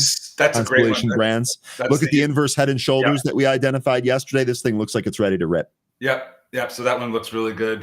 Very interesting setup there with the chart. So that one I do like. We talked about that one yesterday. And then here you go real quickly. Jay Rice, Bud, TAP, good earnings. Sam did not. So this is really the difference in some of that performance there. Sorry, 13. Go ahead. No, I'm just going to mention some of these levels that I have for SPY that I'm going to be taking a look at here. Sure. So a couple of levels that I was mentioning earlier this week was 561 and 559. We were getting some interaction with those price levels yesterday. Really interesting thing. We almost hit the exact penny to the 10% correction level, but we got down there pretty close and then turned around.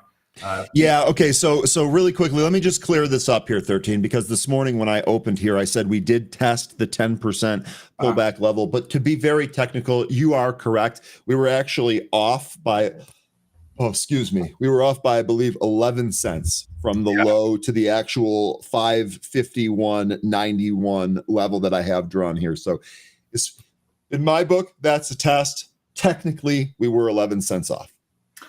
Yeah. So I'm still going to count it as we're pretty much right around there. We got some support from 10% correction level, and then we just absolutely reversed and went right up. So as far as levels go, I'm going to be looking at that 561 level again, because in the pre-market when we were trading up, that was resistance at about 7:30 this morning.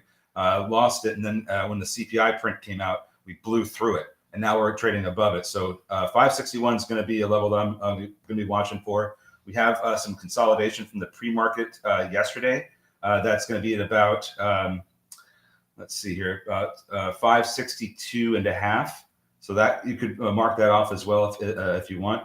There's a previous all-time high of 565.16 that I think is going to come into play today if we start trading above $63. So this came into play yesterday. It looks like that 565.15. It looks like we actually tried to recapture that and were rejected at that level. Not yet. Excuse me. Not yesterday. Day before, the big sell-off day on Monday. I beg your pardon.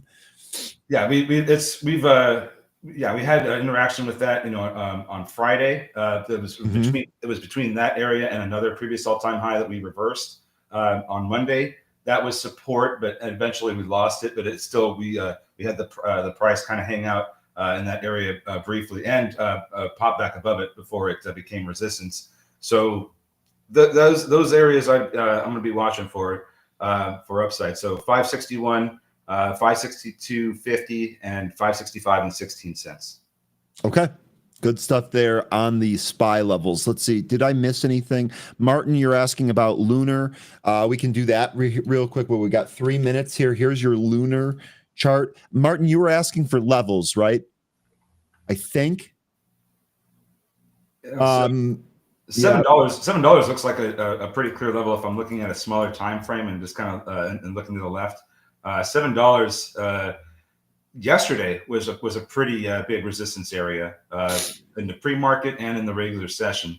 So $7 is going to be the level I'd like to see get recaptured if I'm going to if I want this to go higher.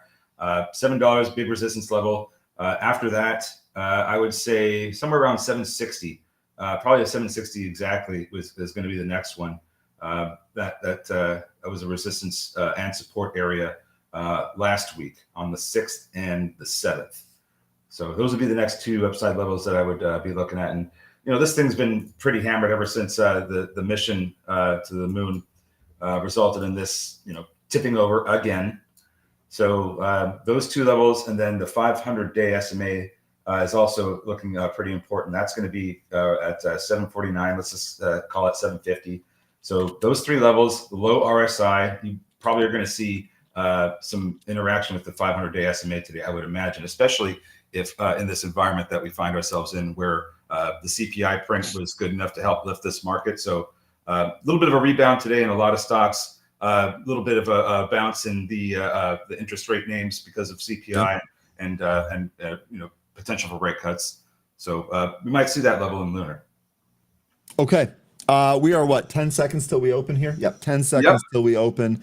I'm just going to flip over to the main workspace here. Hood's popping a little bit. I noticed OKLO was getting some action here today. I'm not sure what's going on with that. We are open here. All right. See if there was any news on this. Nope. So OKLO, maybe just some trading action there. Okay. So Ivan here. The odds of an interest rate cut at next week's Fed meeting have plummeted to 1%. I feel that way too. 13. I know we've kind of discussed this a lot recently. Yeah. I don't think we're going to see a rate cut till really the back half of the year, most likely September. Yeah, SSP moving up out of the gate here. That's what I've been saying since last year. Like I think the last rate cut we got last year. I don't see any rate cuts happening until the second half of this of 2025. Yeah. It just seems unlikely that we'll get any in March or May or June, maybe July if the market continues to weaken like it has been. But I still think that September seems the most likely at this point. Okay, all right. SSP here right out of the gate, struggling with the VWAP. Yep, trying to get to $2. That's been the resistance area in the pre-market after we'd lost that level from the after hours trading yesterday. So we opened this morning and we opened lower underneath $2. Tried to get above it, rejected. So that's been the level to get past here. This whole pre-market and now into the regular session for SSP, $2. Okay, Delta's falling here out of the open. Here's the DWTX. Looks like that's actually trying to hold its VWAP here and go higher. Intel's trying to curl and go through its VWAP here and go higher. Archer recovering, so rate sensitive names. They're doing pretty well this morning. Let me get my option scanner rolling here. Let's see, GV, that one's still moving pretty well. Pre-market high on that one is 788. If this holds VWAP, I'm still looking for that 885 print. Would be quite nice if it did. NBIS, big push, says CA Forsman. Yeah, nice little power candle out of the gate there. Same with Netflix, which was really strong. So here's your NBIS chart. Nice power candle right out of the open. This thing really down to 24.5 yesterday. My goodness.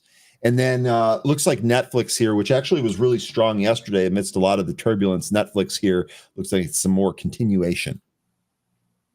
I wouldn't be shocked if we try and test 1,000 here again on Netflix. SSP losing VWAP, coming down to the 200 EMA.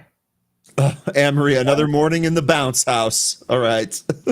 So it must be a birthday party in here because multiple days? Not yet. We're waiting for Monday.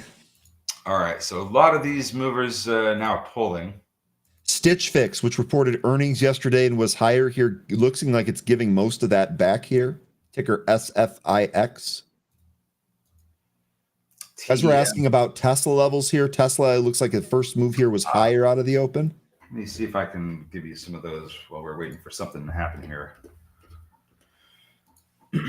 That VSTE that you guys were asking about earlier looks like we had one rejection here at the VWAP on an attempted curl back through it. So Tesla. Chipotle strong out of the gate. Sorry, let me go back to Tesla here. We'll chart it on the big chart. So Tesla, nice. It had a neutral candle yesterday, but it could be a reversal candle because where it's placed at. So spinning top candle, a bit of a reversal, recapturing 500-day SMA now. You don't want to see that moving average hold. I have that at 241.66. So that's a level to pay attention to if we start to weaken here. To the upside. Still looking for. I'd be looking for 273.60 to the upside. We're a pretty good distance away from that, so I don't know if we'll hit that today or not. A little bit of an earlier level. It looks to be 265. So that might be one of the that might be the next resistance level you see before that to 273.60. Beyond that, sorry, not beyond that. Before that, I don't really have a level I can identify too well, but we are pulling ourselves out of a really low RSI. So it's possible this might give some pretty good movement today. Just don't know how much. Okay. Remember, one of the things that we were talking about earlier on Tesla, we were asking here, if this does bounce, do we think that this actually represents a possible short? Well, I guess that really depends on how you feel about the overall market here. Well, we'll see what we get here on Tesla in the bounce house again here today. And then the other thing, so S&P futures continuing to trade higher here, breadth green across the board. SPY, Dow, Qs, Russell, and Nice, all positive breadth here today. So locked it. Whoever was asked or was mentioning earlier saying, I don't think we're going to hold this pop from the CPI. I wonder if you still feel that way. I know it's really early here. Would really like to see us get above 565 here today to hold that. I somewhat agree with that, but I think that we're going to see this bounce happen over the course of maybe even the rest of the week. But I still think we're going to end up going lower. I think the CPI, the print here is going to be a temporary lift. I don't think this means that the market's turning around here and we're going to go back up into to 600 or whatever. Yep. I don't think that at all. I think this is going to give us just a temporary bounce for maybe a day or two. Yeah, me either. And again, just kind of setting up, just kind of looking at the chart and figuring out what the game plan is here. The way that I am going to kind of trade the plan that I have, if we do end up continuing to bounce here, I think 572, 573 likely is going to represent the top of this particular bounce. I'd actually look for some more short instruments on a retest of the 10% pullback level down here at 552. Emery's saying this feels like a short squeeze, and I agree. There's a lot of names here that have some pretty high short interest. Jonathan Cooper mentioning Groupon, 40% short. We were talking about TRNR earlier with 75% short interest. So a lot of things, really high short interest here. And by the way, we've got the poll results here that kind of go into exactly what we were talking about. Here's what the group thinks. We asked you earlier, do you think the market will continue to roll over here? 50% of you said yes. So half of the constituents said yes. 31% said no. 18% said not sure. We had some pretty good turnout in that poll too. So there you go. Looks like half of the at least the viewers here think we are, in fact, going to roll over here. Intel, by the way, trying to curl, look for that to get through the VWAP here, and the S&P 500 holding here. What is happening with Robinhood? Asks, reaching financial freedom, and is he saying it's strong? Yeah, so this is strong here in the pre-market. It looks like we got a pop there on some news. Strong here out of the gate. We did get a price target lower here from Deutsche Bank, so 75 to 61. Remember, that's not an upgrade or a change there. It's simply a price target adjustment. Robinhood saying bully to that. Forget that. We're going to keep trading up here. It is worth noting that price target was almost a double from where we were coming from. CA Forsman, I could see that too, but I think the sideways action might be a lot more volatile. It's like it's going to whip around. We're in the year of the snake, so I expect a lot of volatility this year. So if we are going to go sideways, it's going to be. I think the range of that sideways action could be broad. Let's just say. I know we talk about Boeing here quite a bit. Actually somehow made a successful trade on Boeing the last time that we did this. Anyone think that Boeing continues to bounce and maybe trades back up to this 170, 180 area? Boeing? Oh, reaching financial freedom. You were saying that the app is not working. You weren't actually asking about the stock. Can't buy or sell. That's actually, I don't have a Robinhood account. Otherwise, I would try and verify that for you. That's always pretty good information to share with the group here. Hopefully that gets resolved.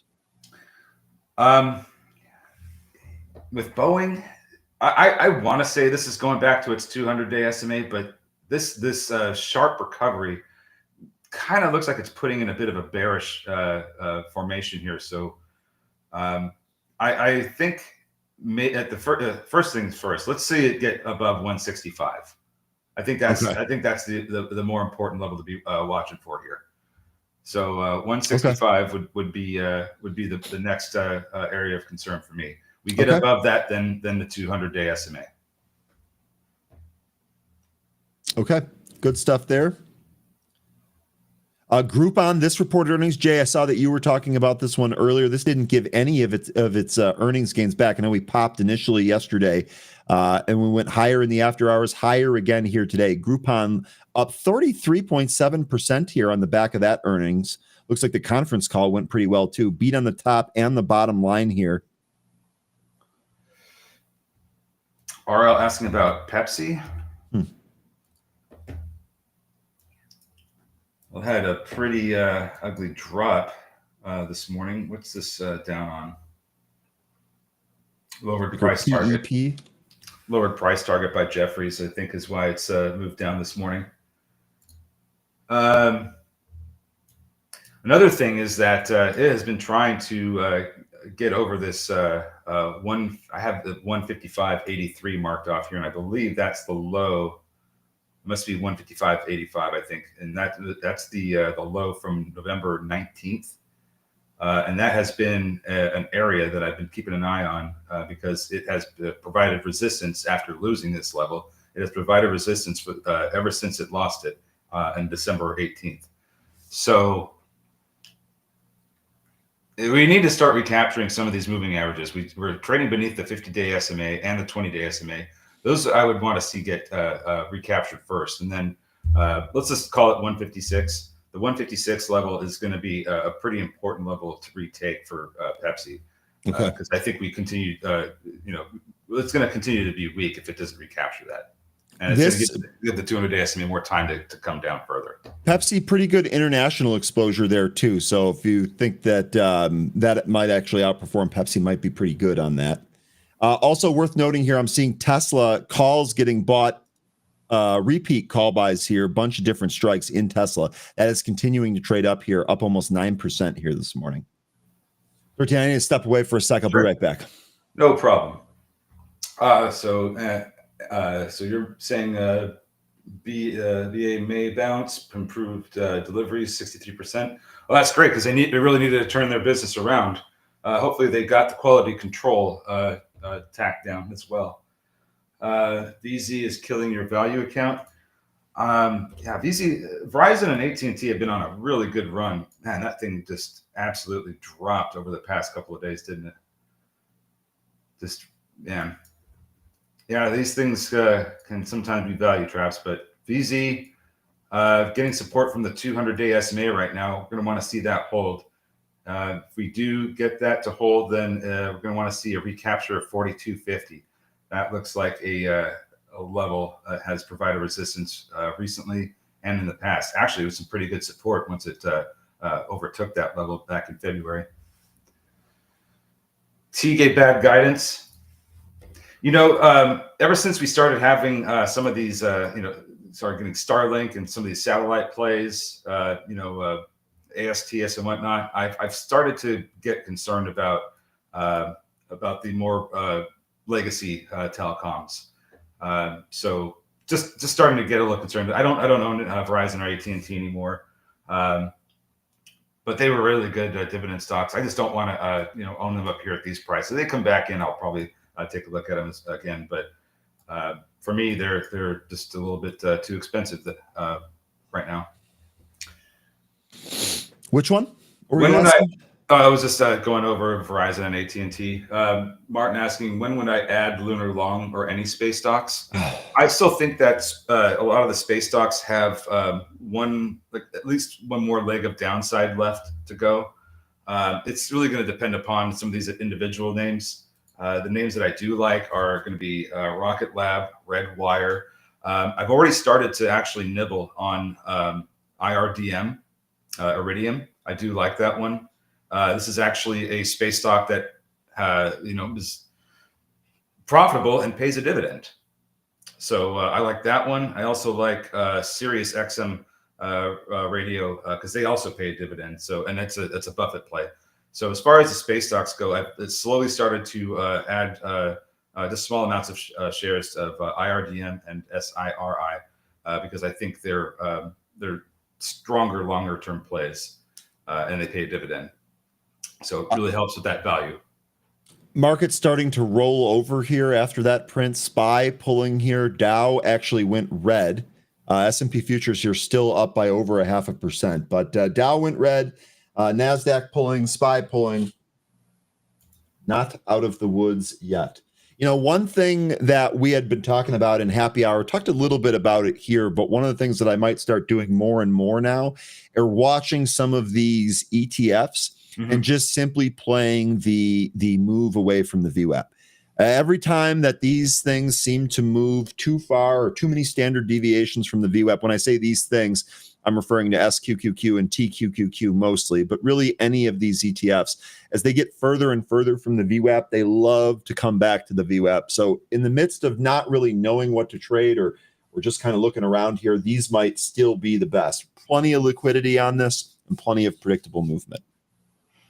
Yeah, I was after this show yesterday, I was only really trading TQQQ and SQQQ. That just it was just easier. Easier to follow what the broader market was doing and just kind of trade some of these broader market ETFs. So, of course, the Qs follow the NASDAQ. So just use those vehicles for trading. Cut. NVIDIA here still higher, although it's off of its highs, still trying to do it. DWTX getting mentioned here. That went through its VWAP. Gary, this is a good mention here on DWTX. We've seen this one get wild.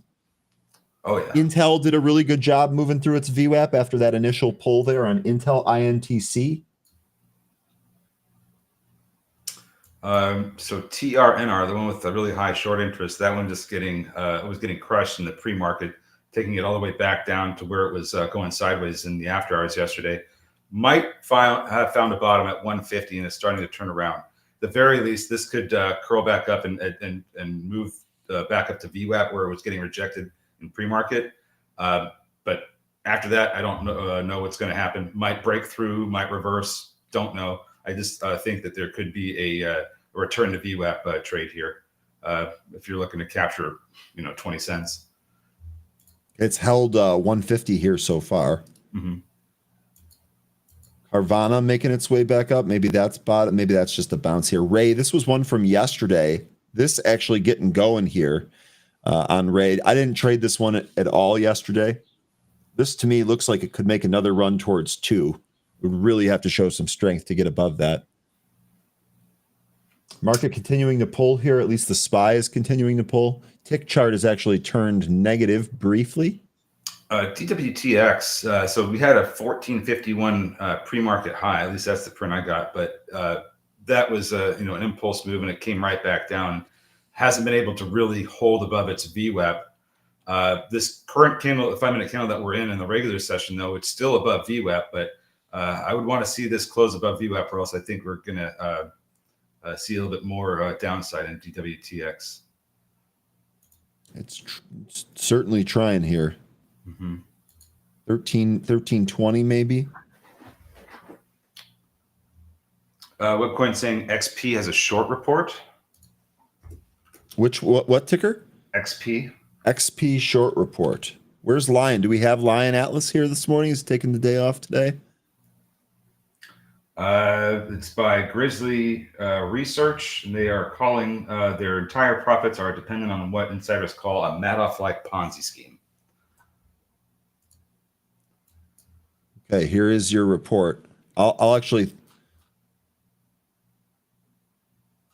These are the terms of service. I'll go ahead and link this for you. For anyone interested in the short report, here is the link to that report.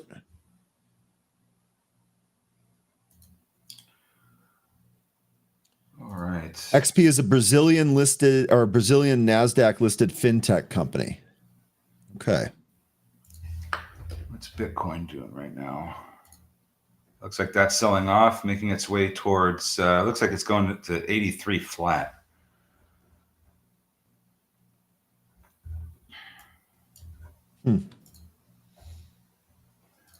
XP. Right. I'm not sure I'm not even sure I'm familiar with this company. Don't even think I've ever looked at this before. Cayman Island-based technology-driven fintech platform.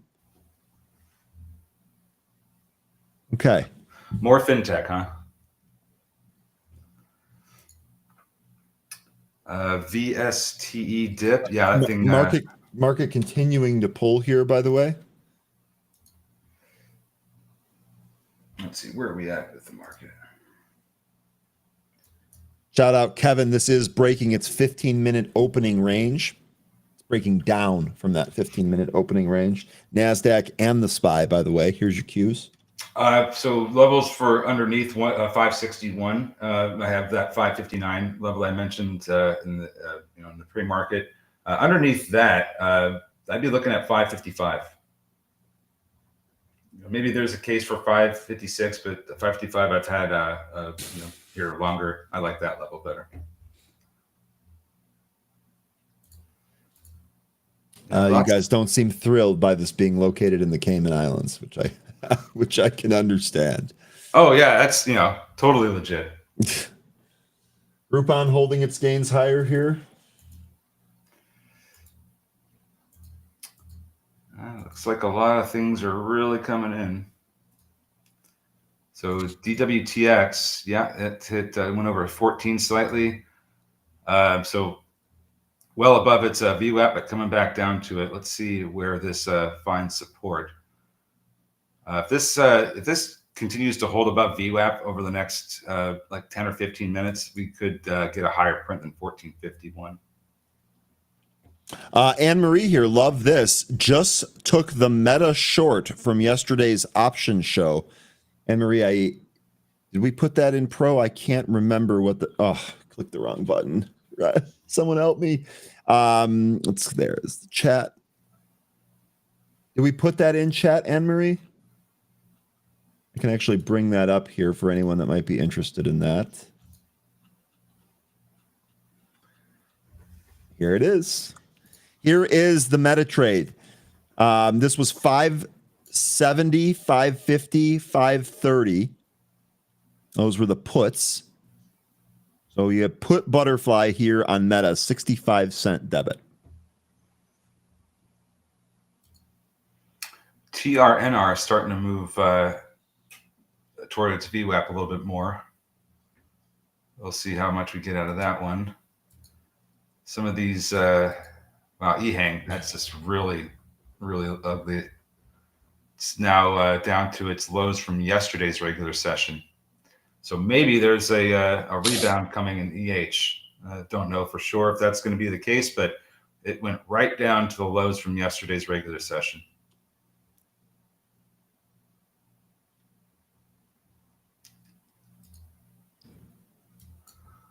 See that? Nasty pull there on EH. Yep. And yeah, right to yesterday's low. Literally just tapped it. Just went right there. All right. Is Bitcoin turning around? I see that IBIT is rising. Bitcoin is off the lows from the overnight session, or I guess from the early morning here. It is trending down, though. Yeah, trying to hold above 83, it looks like. We'll see if it can continue to get that support. If we do, then we'll reverse off 83. High from this morning was 84 400. So has some work to do to get back up there.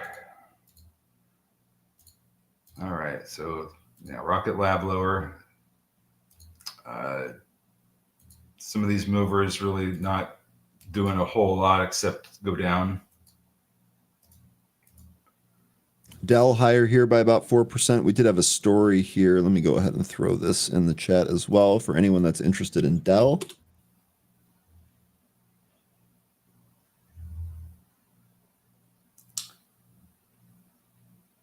VSTE, that is continuing its move back down. It is trying to find some support there at the 65 EMA on the 5. I don't know, though.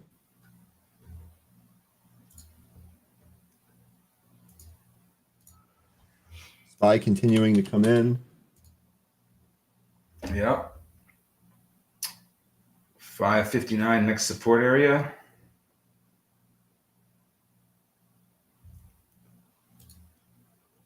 Yeah, if you're looking about sitting on your hands, probably not a bad idea. Or just waiting, or just being patient, waiting for some of the selling to slow down or stop.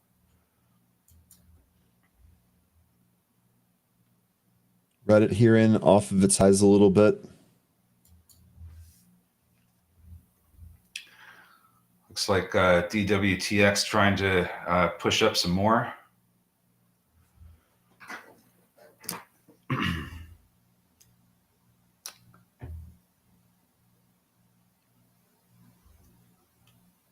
Looks like it's trying to get above 14. Volume actually looks all right here on DWT. This is the only thing that actually looks pretty decent here today. Pretty much, but you know, it's as far as those movers go, anyway. Yeah, it's a little thin. I'm sorry, not thin. It's a little spready. So you know, don't try to market order this or anything. Make sure you have a defined level of where you want to enter and exit.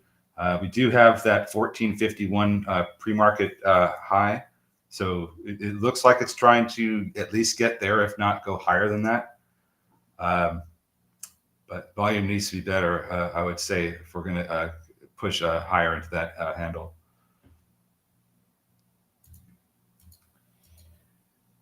Yeah, EH still going lower. Seems like SSP keeps getting support from the 200 EMA on the 5-minute. I don't know how long that's going to hold up. If it does, it could drop into the 160s. If it loses that, that's where the next support is that I see. S&P 5. I'm sorry, the SPY coming right Still down pulling, to yep. 559. So here's in the next area where we might get some support. If we lose this, then I think we might see some support around 558.30, but I still like 555 the most. Micron having a good day here, plus 6% out of the open. Now, Micron, weren't they getting beat up pretty badly yesterday? No, it was Monday when they were getting hammered. Micron has really done a decent job holding this support level back to last year. Yeah, another mid-80s.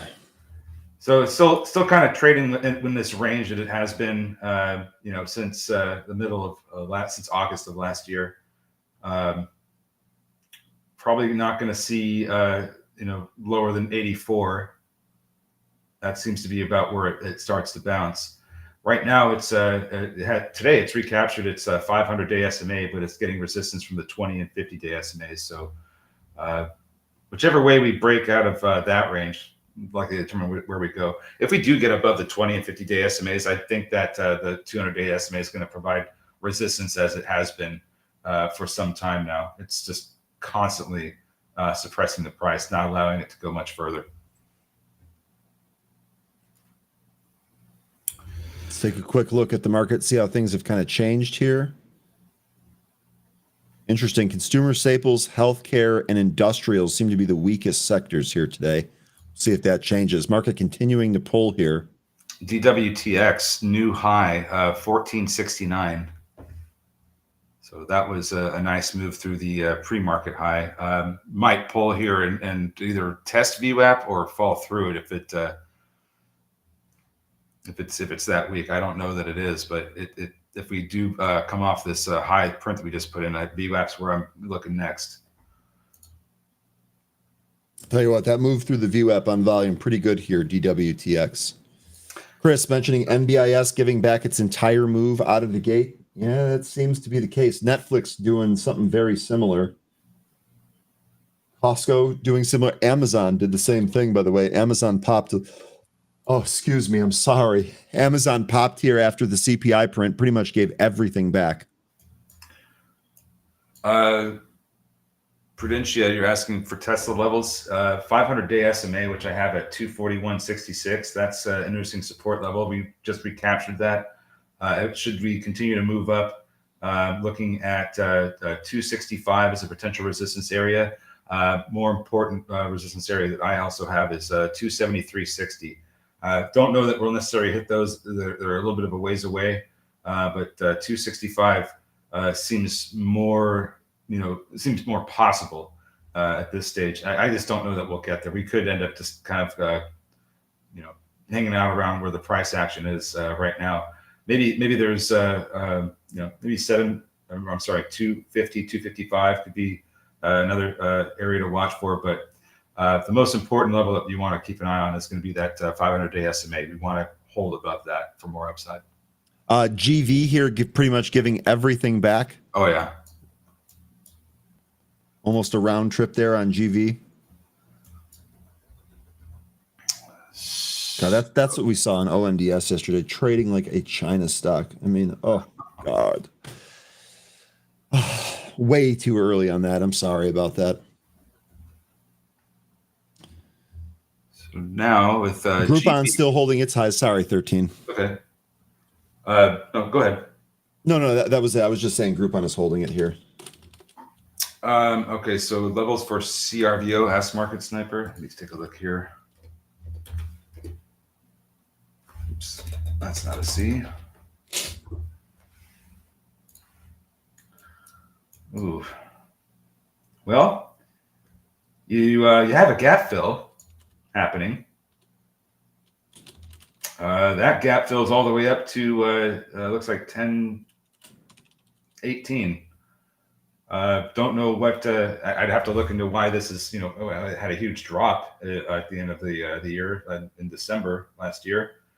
But I would say this is going to be a gap fill more than anything else. I don't really have much in the way of levels unless I look beyond the gap fill, and it seems like about 415 could be a resistance area. So that's what I would be looking at as a potential resistance area for CRVO is 415. I don't even know that we'll get there. I mean, look at the RSI on the daily. We're approaching 80. I think that we'd find some resistance elsewhere at some point. I don't exactly know where. CRVO here is rocketing. I don't see any news here. I see news from yesterday, some price target stuff here from yesterday. Those price targets are quite higher than where this is at. This trading higher on volume. I wonder if there's anything going on here. Well, there might be some higher short interest here. As a matter of fact, it could be squeezing. It's almost 17% of the float short with 12 days to cover. Yeah. So maybe normally there's some type of catalyst that sends it. I don't know what's going on here though. CRVO, this is a nice move here. Didn't see anything there on the squawk transcription either. So I don't think this is being squawked at the moment. You take that risk on your own, Market Sniper. All right, so what are these names doing now? Looks like Bitcoin went even lower, but seems to be trying to reverse. It's looking to recapture 83,000. TRNR continuing to slowly make its way towards VWAP. Might be curling up. Found a bottom around 2132. Same with GV. That's getting some support from the 65 EMA. That's trying to turn around. SSP just touched VWAP. Hasn't been able to recapture that yet. BSTE. It's trading beneath its 65 EMA, trying to recapture it, not able to do so, and it's looking like it's going to go lower. That's VSTE you had? Yeah. It looks like this is about to break down and go to the it sure does. 200 EMA on the 5-minute.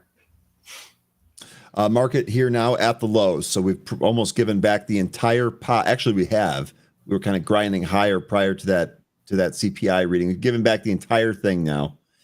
Breath is still positive, but that might not hang on here. Everything kind of turning over to the lows. All right, folks, I want to bring on Kevin here. Kevin, good morning. How you doing, my man? Hey, good morning, Ryan. I'm doing good, man. I hope you feel better. Man, it has been a battle here. I cannot thank you enough for joining here, and giving us a hand. 13, you feel all right, Sharon? Kevin can kind of help out here. Oh, go ahead. Yeah. Awesome. Sharing your screen, I mean. Oh, me sharing my screen. Yeah, because I'm trying to hop here. Okay, gotcha. Hold on. I'm gonna take over so Ryan can go get some well-needed rest. Yeah, I appreciate it. I'm sorry, folks. Not a good day here for me. Really feel crappy. But 13, I appreciate you guys trying to, or 13 and Kevin, I appreciate you guys joining here. Absolutely, Ryan. We appreciate all you do. Appreciate that. Take care. Feel better. All right, let me get 13's up here. All right, folks, I will be back tomorrow. I hope. Have a good one. Be nice to Kevin and 13, would you? All right, take care. Awesome. Poor guy. So how you doing this morning, Kevin? Dude, 13, I'm doing good. How are you? I'm not doing too bad at all. I had, I finished my cup of coffee, so I am in full send mode now. Awesome, man. Let's see. We're looking at the SPY here. So what do we want to take a look at? This is all my my scribble that I have on the SPY. So let's just get this off the screen. Sure. Yeah. And guys, everybody in the comments too, I'm more of a futures and stock trader. So if anybody has any stock questions or chart analysis questions, definitely let us know as well. We could break down some charts, go over, see what's at some key levels, what's sold off. 13, what are you looking at? What do we got? Tesla? Yeah, I just brought Tesla up. Folks were asking about this, levels for this. And one of the things I was highlighting is how we've moved back over the 500-day SMA. We want to hold this level. But don't know if we'll see some of these other levels that we have here that we had as a previous support resistance. Is there any particular chart that I should bring up so that we can take a look at that? Anything you want to see? Yeah, I mean, I love Tesla. It's crazy the pullback we've had from its all-time highs near 485 all the way down to now 217, a 55% move to the downside. But we did just fill a recent gap we created from last October from earnings, and that gap was between that 113 and about 140. So, the question does come, do we come into this level of support? We finally got all of the bulls to switch to the bear side with a bear bias now because of the sell-off. Is the best time to buy when others are selling, and the best time to sell is when others are buying? So could this be a good opportunity on Tesla? Well, from all-time highs, that would require a 96%, almost 100% ROI on Tesla. If you guys want, I could share my screen. I just don't have Benzinga Pro. I have Trading View. So it would be a bit of a brighter screen. I can make it a dark background, though. Let me take a look. Yeah, I mean, I don't have a problem with that. It'd probably be easier to see what you're referring to when if you shared your screen. Here we go. Beautiful. So this is sort of what I was referring to down here. And this is going to be our earnings gap from October 23rd. We gapped from the 216, 213 area to about 244, and we had a gap and go. We opened at 244, and we rallied up to about 270 for the next couple days. Since then, we haven't really come back into this range until just recently, which we came into. We filled this gap, and now it looks like we are trying to hold. So that's sort of what I mean by where are we right now on the chart compared to what have we been doing recently? Yes, obviously, we've been in a bear market for the past month or two, a very difficult bear market at that, but the best opportunities, like what was said earlier, to buy is in these bear markets. This is when people really get rich, is when we're able to buy at such good opportunities. You never hear somebody buying Tesla at an all-time high and getting rich off of it. We want to buy it on a dip. We want to buy and hold. It's long-term investments. That's why we do want to find these great buying opportunities. I do believe Tesla around this 200 to about 230 level is a good buy. We have Jay Pertz asking for KRVO. Let's take a look at KRVO. Oh, there we go. KRVO with a spike up today on that daily time frame. Plus, it had volume accumulating the past few days as well. So big move there on KRVO, bringing it from 336 close yesterday to about 360 right now. So if we use our measurement tool, we see that that's a 53% return on that. Very strong move, and it does have good volume behind it as well. So this is something I might look out for to see if it does want to make its way back to that $10 key psychological area, and then even this recent pivot high around 114.42. What are you thinking, 13? Yeah, we were looking at this one a moment ago. That's a huge gap to fill. Didn't really take a look and see where why that gap happened, if it was an earnings report or some other issue. But yeah, that I'm actually kind of looking for resistance levels ahead of this gap fill, because I don't think we're just going to shoot straight back up to that. So I'd be looking at some of these earlier highs and lows that we were making. So beyond the gap here. So coming up to some areas of resistance around 415. That's from the lows back in July of 2023. Yep, So I think that some traders may be looking at some of these earlier levels as areas for taking profit. Perfect, dude. I love it. I find my levels the same way. I love it when I find somebody else who finds the same levels, because it just shows, no matter what our strategy is, what our system is, as long as we remain consistent with it and we're plotting it, we will see good results with it. So that's great. Yeah, I have 414, that low, 585, 812, and then, of course, the gap fill around 1025. Now, something I do like to look for when it comes to not having a good key level to the upside or downside, like let's say the S&P 500 is at a key, like all-time highs. When we don't have historical levels to come off of, it's important to look for key psychological levels. Those would be whole numbers, $5 even, $10 even. These are psychological levels that people might be anticipating or looking for. Hey, what's going on, JG? He's asking for BBAI. Let's take a look at BBAI. If I could spell it right, BBAI. There we go. So this is a volatile chart. What a pullback. This almost looks like crude oil.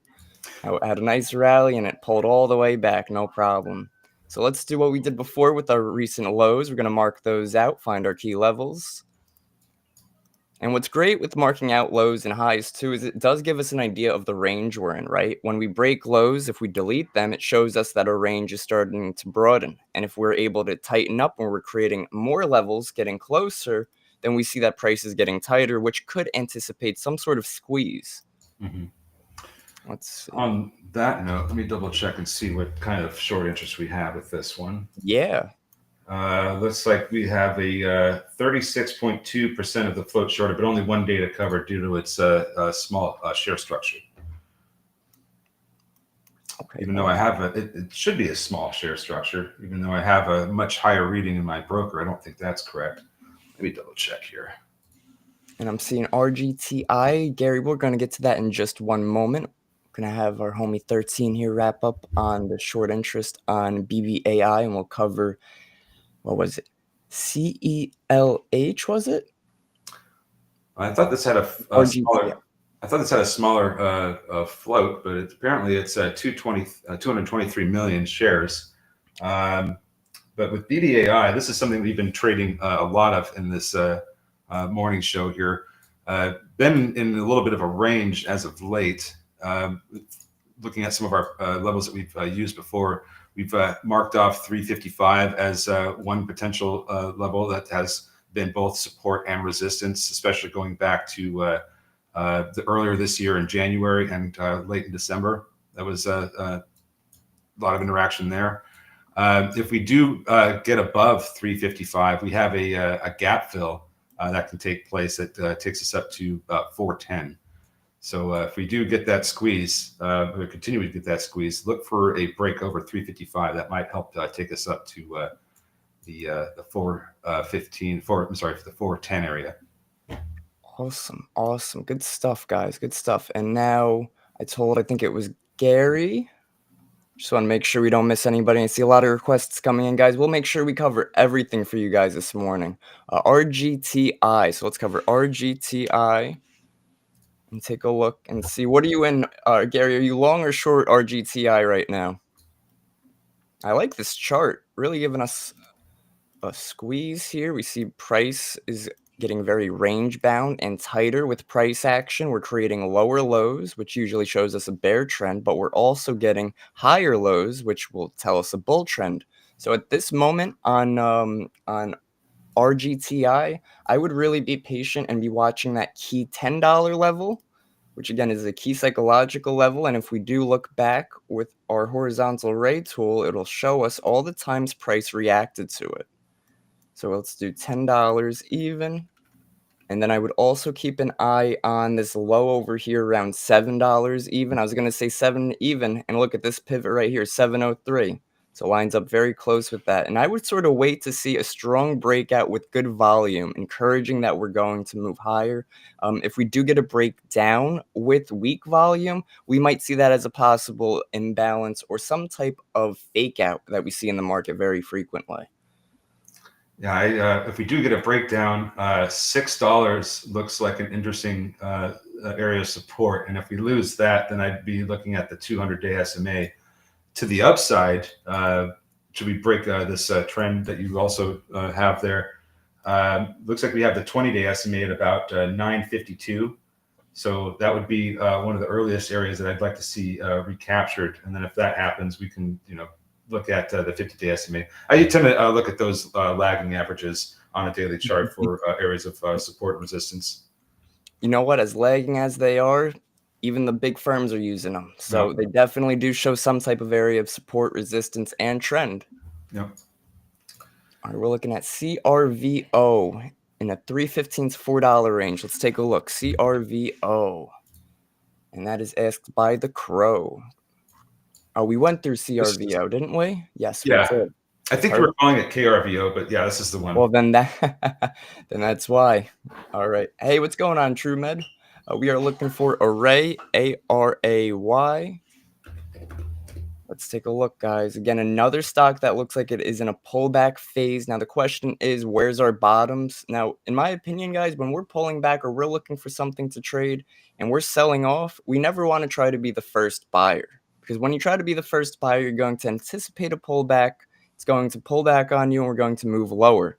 So let's just wait until we get some type of confirmation. And when I say confirmation, I mean maybe a new higher high gets formed or a new higher low gets formed. Because what we look for in confirmation on reversals, other than maybe a MACD, RSI, and moving averages, would be market structure. And that's with higher highs, higher lows, and along with good volume, because it's volume and order flow that really helps sustain and move a market. So let's check out some key levels here. Now, something else I like to use, guys, if you're trying to mark out a key level, but you note that it sort of stretches from, let's say, 176 to 167, you could always use the rectangle tool, depending on which broker or trading platform you're using, because then it'll just mark out that range in that area for you. And as we see, we have a pretty strong range on ARAY from 167 to 176. So look at how well this worked as support. This was even an area where we created a gap as well. So in my opinion, something I would possibly look for is to see if we could break this 167 to the downside and then reverse and close back higher. Because what that might do is that might trigger a lot of people's stop positions, because we have to think from the opposite side. Now, if we're looking to go long, we want to think, where would other people be long and stopping out? So if we were long over here around 184, our stop loss would probably be at this 167, especially if we're going to be holding it long term. So if these people stop out, and every market requires volume to move in a particular direction, whether it's a reversal or continuation, for us to trigger that stop loss, that would trigger a ton of volume that is required for a reversal. So I would either look to see if this range holds and we create some type of higher low, and I'll draw that out for us. So I'd look to see if we come down here and maybe create a higher low. And once this forms, we will know this forms once we take out this little bit of a lower high right here. So that's what I would be looking for. The tool I'm using, guys, for analyzing this is TradingView. You could start with TradingView on a free, oh my goodness, what's the word I'm looking for? Plan as well. It only gives you one chart. I do have the premium version, which gives me up to 16 charts per layout. Definitely don't use all 16. I'm usually using about 4 or 6, but it is a fantastic tool. Definitely recommend. So this is what I'd be looking for on ARAY, possibly a higher low created around 175 after we hold this 170 area, and I'm sorry, 189 would be the higher low. Or if we could, like I said, sort of break lower and then close back higher. I like that 175 area in A-Ray. Yep. You draw a line there and you look to the left, you can see how the price has really held up with that level. Did print beneath it several times, but it's always managed to recapture it the following day or the same day. So 175 is a very strong support level. We also look like we're starting to get some curling in this as well. I don't know if you touched on this, but MACD is indicating that this may end up turning positive here soon, but we need a little bit more time for confirmation of that. Nice. Let's take a look. We'll add the MACD on there. Yep, MACD, very extended, very extended. So if you are waiting for that confirmation that we hold a new higher low, that would also be sort of lining up with the MACD crossing over too, because it is a lagging indicator. But if you're waiting on that confirmation that we're going to reverse, a lagging indicator along with that confirmation is sort of going to be a hand-on-hand confirmation for you to take that trade. Yep. Awesome, man. Sure. All right, and it looks like somebody wants to see crowd. Trying to break intraday lows on S&P. Love to see it. Let's take a look at our futures real quick. Looks like our S&P 500 on the left-hand side over here. We have our orb low, which is the opening range breakout. Now, that's the first 15 minutes of the trading day, and this strategy could be used on almost any stock or any market. What's great about it is it gives us an idea of direction and if we should even be taking a trade. Now, we have our orb high on ES at 56.14, and I'm sorry, 56.45 on the high and 56.14 on the low. And once we sort of saw we were breaking south, we could see direction of this would be to the downside, and that would help gauge our bias. But yeah, ES and NQ, they're trying to find some support down here, really failing to find volume on this breakout lower. So we'll see if we do want to push. Opening price is 55.80 on the S&P 500 futures. Real quick, Rero mentioning that SSP, one of the movers from this morning, recaptured VWAP. I see that we did get a move up through VWAP, and we're currently holding above it, even if we are trading, printing a little bit beneath it. We do want to, if we're trading this mover here, we do want to see that VWAP hold for this current candle and maybe even a couple more candles. But as long as that VWAP holds, it looks a lot more encouraging that we could move up towards that $2 level that we had in the pre-market here. So that's one thing that, just to point out there that what one of our viewers is mentioning here. Awesome. Let's take a look. Let's see.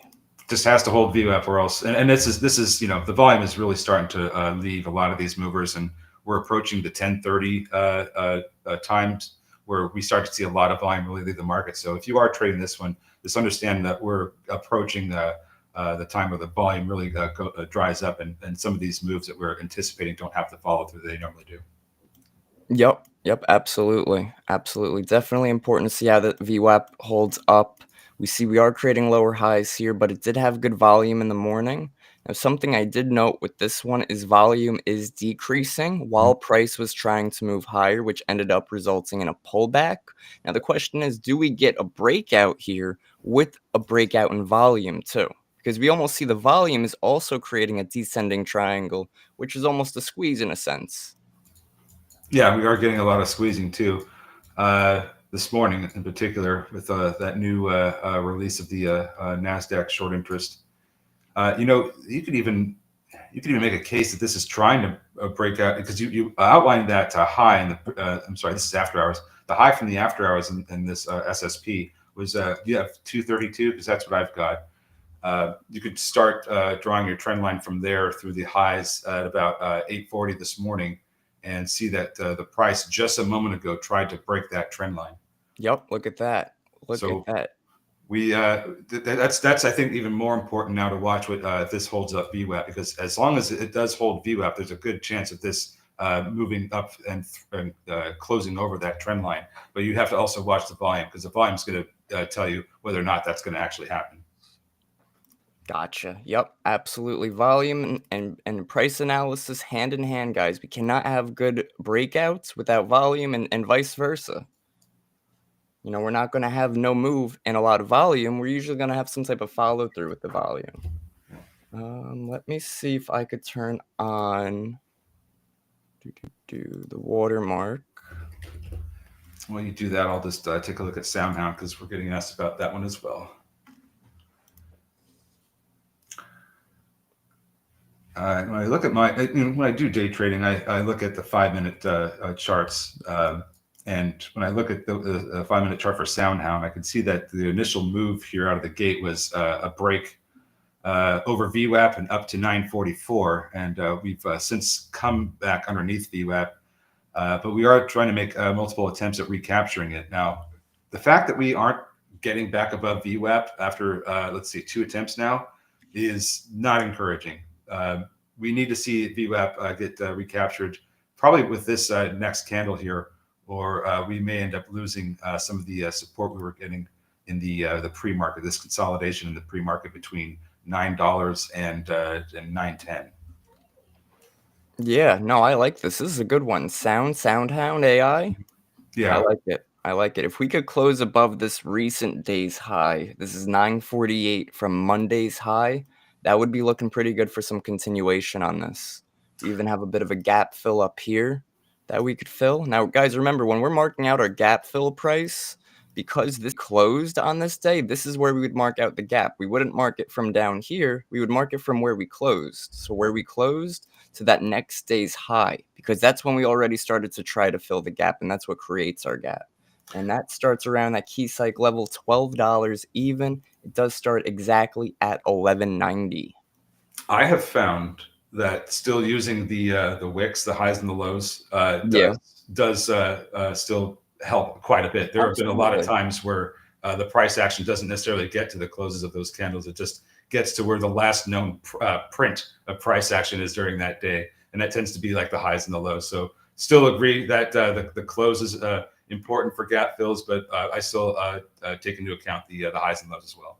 Beautiful, man. I like it. I like it. And just like we said earlier, everybody's going to be different. Everyone's going to have their own strategy and system. As long as we're finding levels that are alike, as long as we're sticking to our system to a T, not giving ourselves any ifs, ands, or buts, we got to be systematic in trading. And now we're seeing SoundHound try to move over VWAP. And if it does, and it looks like it is, it looks like it. I like this one. Then we could see some of the volume expand here as it tries to push up into the intersession high of 944. Yeah, this one looks pretty good. This has been a volatile mover over the past year, because NVIDIA was one of their stakeholders in this company. So okay. So having NVIDIA attached to this name has really helped it move along. Yeah, absolutely. NVIDIA will bring anything higher, except itself right now. Let's take a look at NVIDIA while we're talking about it. Okay, let's see NVIDIA on the daily. Oh man, NVIDIA had quite the down move. I've had this channel for a little while now on NVIDIA to the downside, and it's actually fairly similar to what the NASDAQ's doing. And I'll show you real quick. The NQ will come right back to NVIDIA. But take a look at this downward channel. And now we're going to take a look at the NASDAQ, which is also it was in a downward channel until just recently we broke a lot lower. Let's see if we turn the drawings off for a second, just to see that we had our range, highs around 22,200, lows around 20,700. We finally broke this range. This was our area that Trump was elected into office. So got elected. We had a strong rally. Market loved it. But this is where was it? This is December. About since mid-December is when we really started to range bound on price. And anybody in here who does trade the SPY, the QQQ, the NQ, the ES, I'm sure you know how price action has been the past week, 2 weeks, even month or two. It's been very choppy, very range bound, and it makes it very difficult to trade a lot of different strategies. And we have to be able to recognize that as traders when market conditions aren't in our favor. Izzy, yes, you're right. They have since dropped Soundhound. I was just mentioning that this is one of the reasons why it even went on a huge run that it had. It's because NVIDIA was a stakeholder. And I saw that, Kevin, your channel there.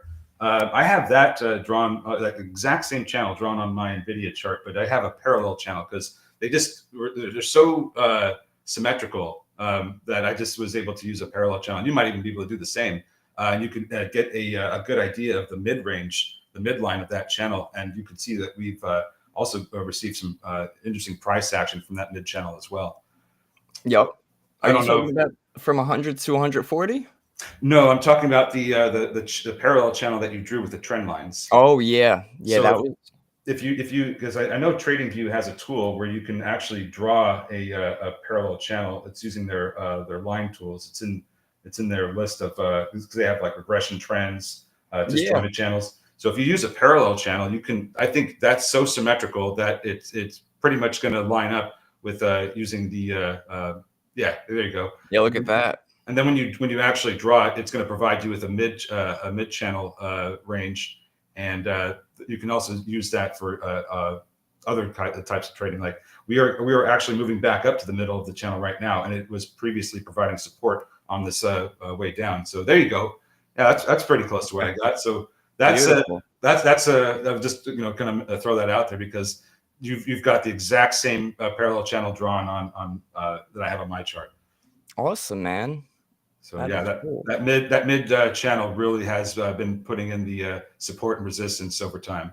Yep, absolutely. We could see how we react to the highs of the channel and even how we react to that mid level that you mentioned. Rejected it here around 149, another lower high here around 144, again over here, and even worked as support when we were over it. So definitely a key trend line level to watch. Yep, absolutely.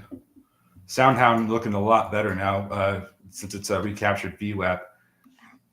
Let's take a look. Beautiful. Look at that. Yep. Broke out of that compression. Take a look at VWAP. Yep. Above VWAP, we got volume starting to pick up as well on the breakout candle we had here too. Definitely looking good. Could probably look to see those highs. I'd really like to see Soundhound break that 950 level today. I know we have 948 from a recent previous day high, but 950 key psych level with good volume. And we might be able to see $10, maybe $10.30 in the next couple days, but we'll have to see. The next pivot high we have would be right here at 1166. So if we were waiting for confirmation, if we wanted to have this as a long-term investment, I would really wait till we break 1166. Because if we don't break 1166 and we fail it, what happens is we end up creating a lower high, and that again is signaling a bear trend for continuation. And we have been in a bear trend on the stock. So before you go all in, try to buy it and hold for a long time. Let's make sure that we are in fact reversing. We're finding some ground and moving up from here. The one we were mentioning earlier that we drew the trend line for, SSP, one of the movers this morning. Yeah. Actually now over that trend line, but the volume still hasn't really returned. So, I think you're making a point earlier about the volume and how we're not getting the movement that we're getting. So we could end up coming back in. Now, I think that might be the case. And I'm sorry if that's not exactly what you were saying, but I think that we are going to see a little bit of a move back towards that trend line and back test that trend line before we go much higher. So that would be one of the things I'd be looking for with SSP. If we are if anybody's trading this, is that there may be some back testing of this trend line that we just moved over.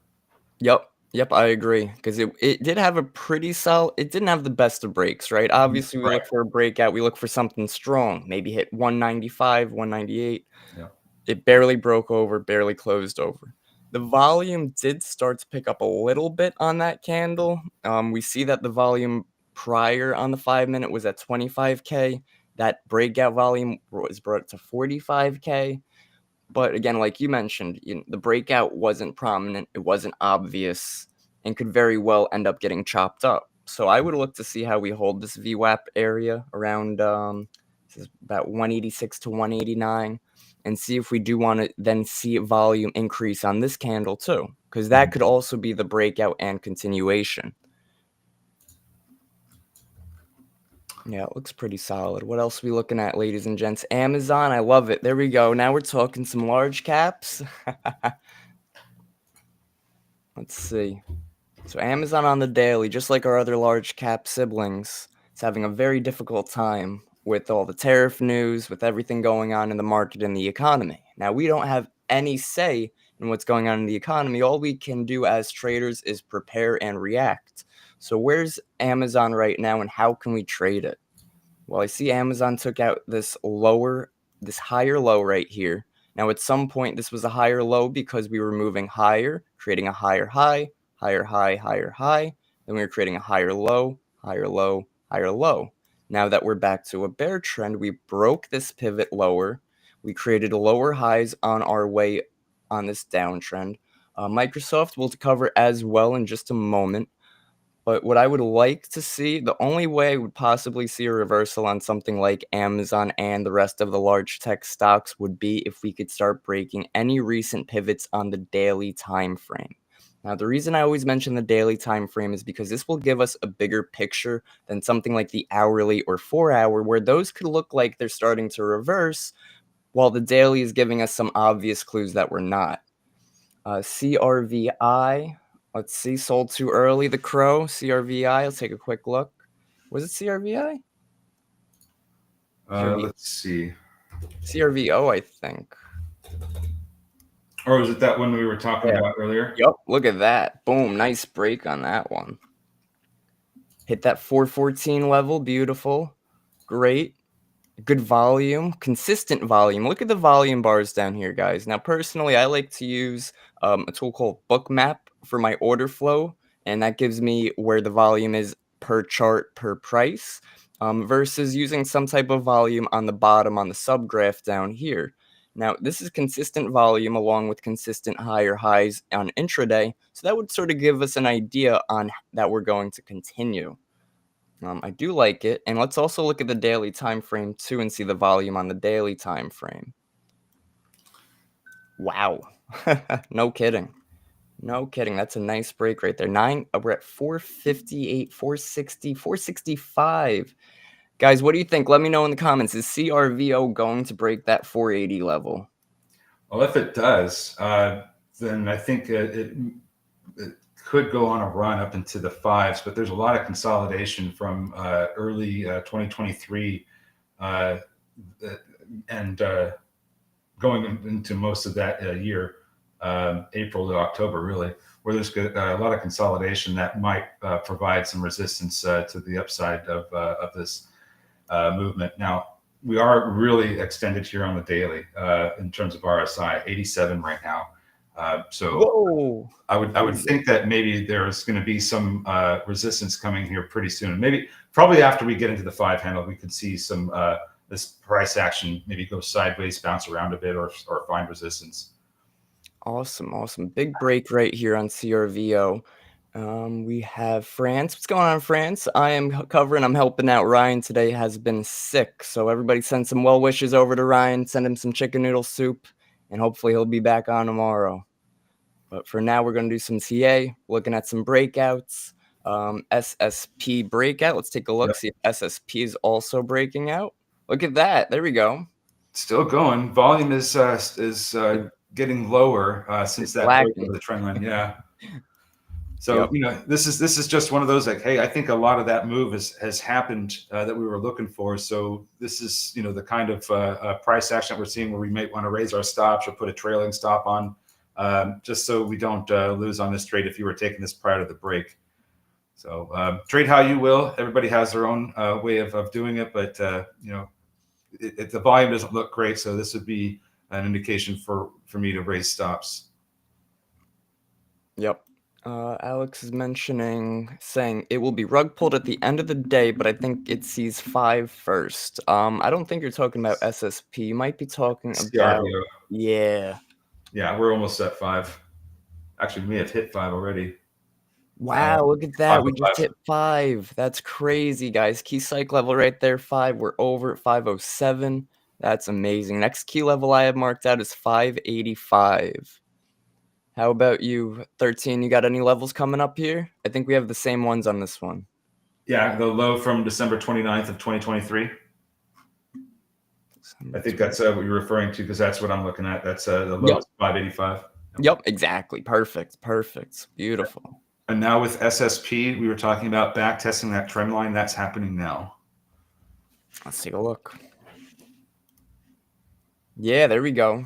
Right. So we said the volume wasn't increasing consistently with the breakout. Therefore, we're not seeing it. Now, if this starts to pick up, which this 1035 candle just opened about 3 minutes ago, we just retested our VWAP, and I'll show you guys that.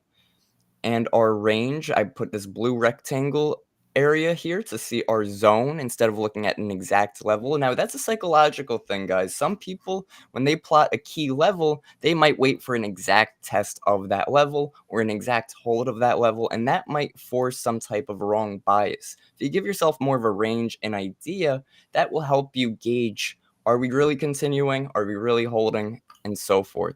So look at that, a retest of our zone right near our VWAP level, volume starting to increase here on the 5 minute, and we're starting to hold. This might be a good trade here. Should double top easy. We'll see. We do have some higher highs up here, and they created lower highs. Now, what I see when I see a bunch of lower highs like this, I like to call them low-hanging fruit. It's a lot of stop hunts, in my opinion. People have their stop orders here. People have their stop orders here, and then people have their stop orders at the pre-market high. So when I see all of these lower highs, I know that this could be a good stop run. The market loves volume, and it loves to stop people out. So where's the best way to get in or target a trade? Where those other traders are getting out or getting stopped out. So we'll take a look on that, see if it does want to give us some continuation. I know somebody asked for Microsoft earlier. Mm-hmm. Take a quick look at Microsoft on the daily time frame. Beautiful. So Microsoft was giving us a beautiful trend since September to about February. We had the bottom of a range in this demand zone around 407 and the top of the range of this blue level around 438, 440, where we tried to break out up here. And it looks like we even found a daily supply zone right there. So we're going to mark that out with our red zone. And supply and demand just sort of helps give me an idea of the range on sort of large cap stocks or futures. I'm not a big fan of supply and demand when it comes to smaller caps because they don't have the right amount of volume that is required. Now, something I would look for on Microsoft is to see how it reacts to these 380 levels down here. We haven't been as low as 380 since January 2024, almost a year ago. So Microsoft at these price levels, that is huge. Again, makes you think, is this the time to buy? We don't want to be the first buyer. We just want to wait. CRVO gone. Let's see. Oh, man, I got to know. Still going. Wow, there's that 550. That 550 level. We went from $5 to 550 like that. What a great move. You guys catching that here on Benzinga. I love that, guys. Awesome. Somebody asking for SoFi. We'll take a look at SoFi because we are so fly. Our chat is awesome. They nail these every day. It's awesome, man. Awesome. Beautiful. So SoFi is sort of lining up the way that our large cap stocks were, right? We have our channel, and we'll use our channel tool to keep 13 happy.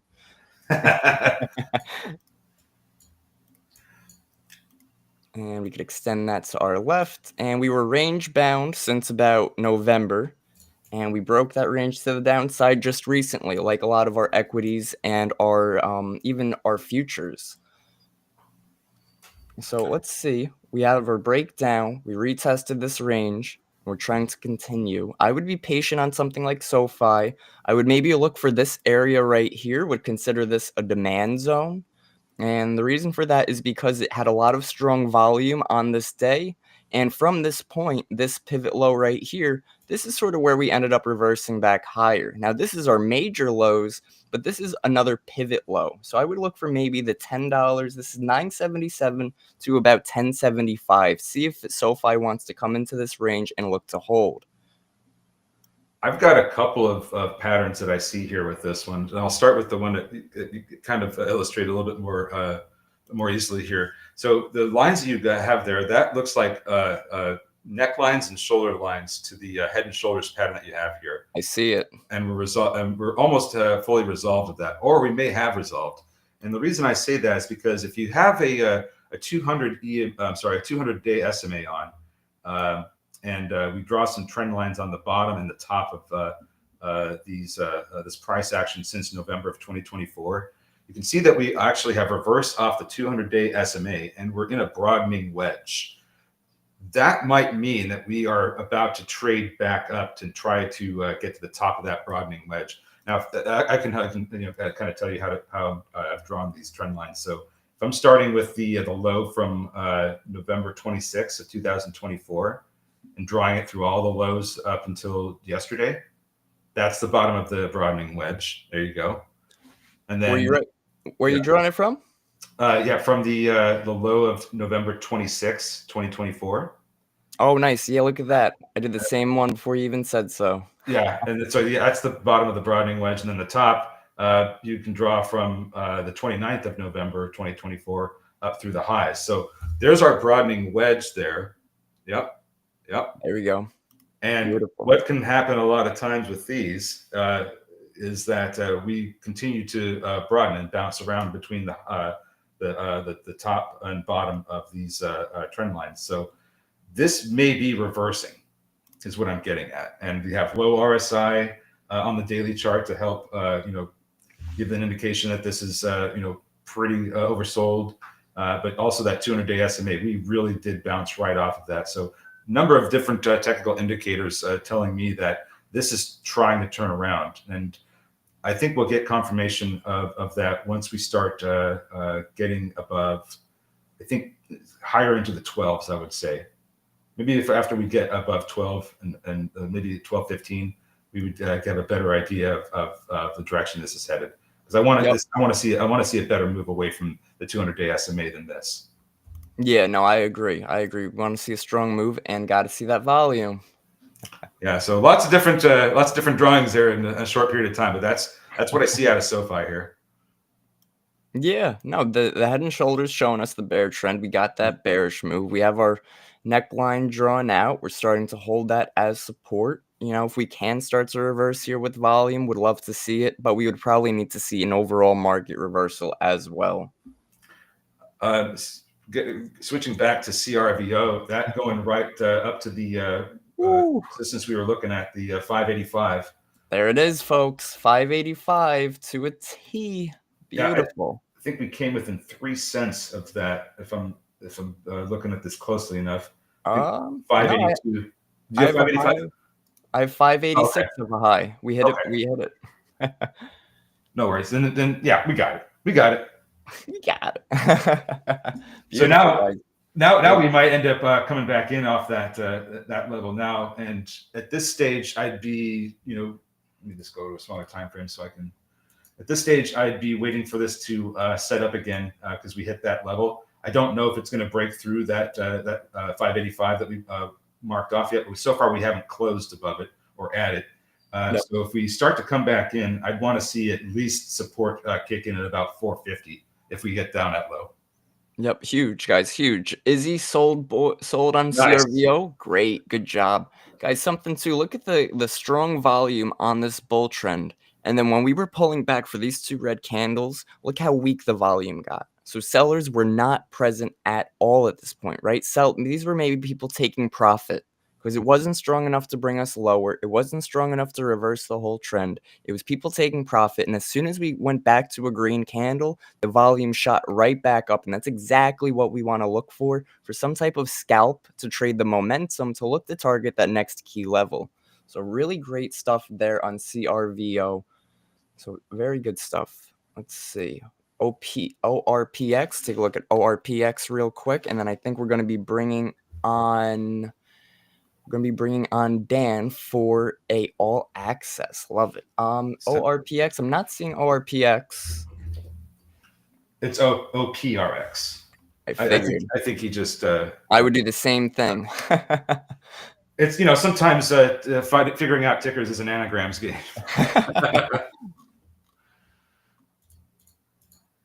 So ORPX, this, it kind of looks like it's got a bit of a bull flag setup going here. Yep, I would be careful with where we are right now. Obviously, we don't want to be going long at the highs. And something I wanted to mention on the other one we were looking at was CRVO, is we never want to be chasing, right? We always want to wait for confirmation, take our pre-planned trades. Once we start chasing near highs, it's sort of going against contradicting selling the highs and buying the lows. Then you're buying the highs and selling the lows. You're not going to be able to profit or be consistent with that. When a market ranges 80% of the time, which it statistically does, we want to be able to trade those ranges. We're getting a little bit of an impulse move here in the one we were just looking at, OPRX, but I think that this might run into more resistance at VWAP if it does get up there. Yeah, I'm not liking the volume with it. Me neither. The volume doesn't look great, and it seems like it would have to really expand in order to get through VWAP and hold above it. Look at that. We're going right to VWAP right now. Let's see what it does. No worries, bro. No worries. We know what you meant. Yeah, no, we got it, guys. What a great day, guys. Great trading day. Great stocks today. Awesome stuff. Let's bring on Dan for an all access. 13, thanks so much for being here this morning. What a great session. Hey, awesome trading absolutely. with you up here. Yeah, good talking to you and good trading with you, Kevin. You have a good rest of the day, and we'll talk to you soon, okay? Absolutely. You too. Take care. Bye, folks. All right, everyone. I hope you're excited and ready for an all access interview. I'm bringing on Dan. Dan, what's going on? How's it going? Yeah, what's going on? Interesting day going on. Yo, so you far. know it, man. Always an interesting day. Happy Wednesday. Happy Wednesday to you, man. I'm really excited. I'm going to be talking with Paul Good. He's the president and CEO of GlucoTrack. So fascinating guest. Should be a fascinating That's discussion. great. What's the ticker on that one?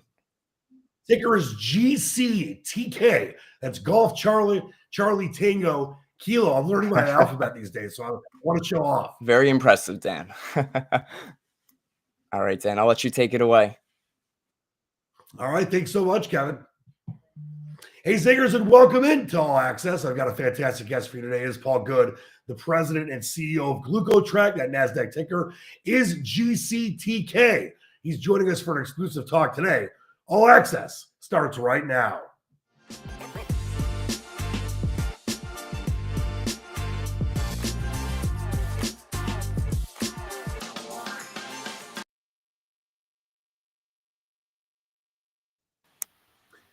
And it is my pleasure to welcome in the president and CEO of GlucoTrack, Paul Good. Wonderful to be with you today, Paul. Good to be with you too, Dan. Thank you. Hey, the pleasure and honor is all mine. Let's start off here. Give everyone an overview of GlucoTrack if you could.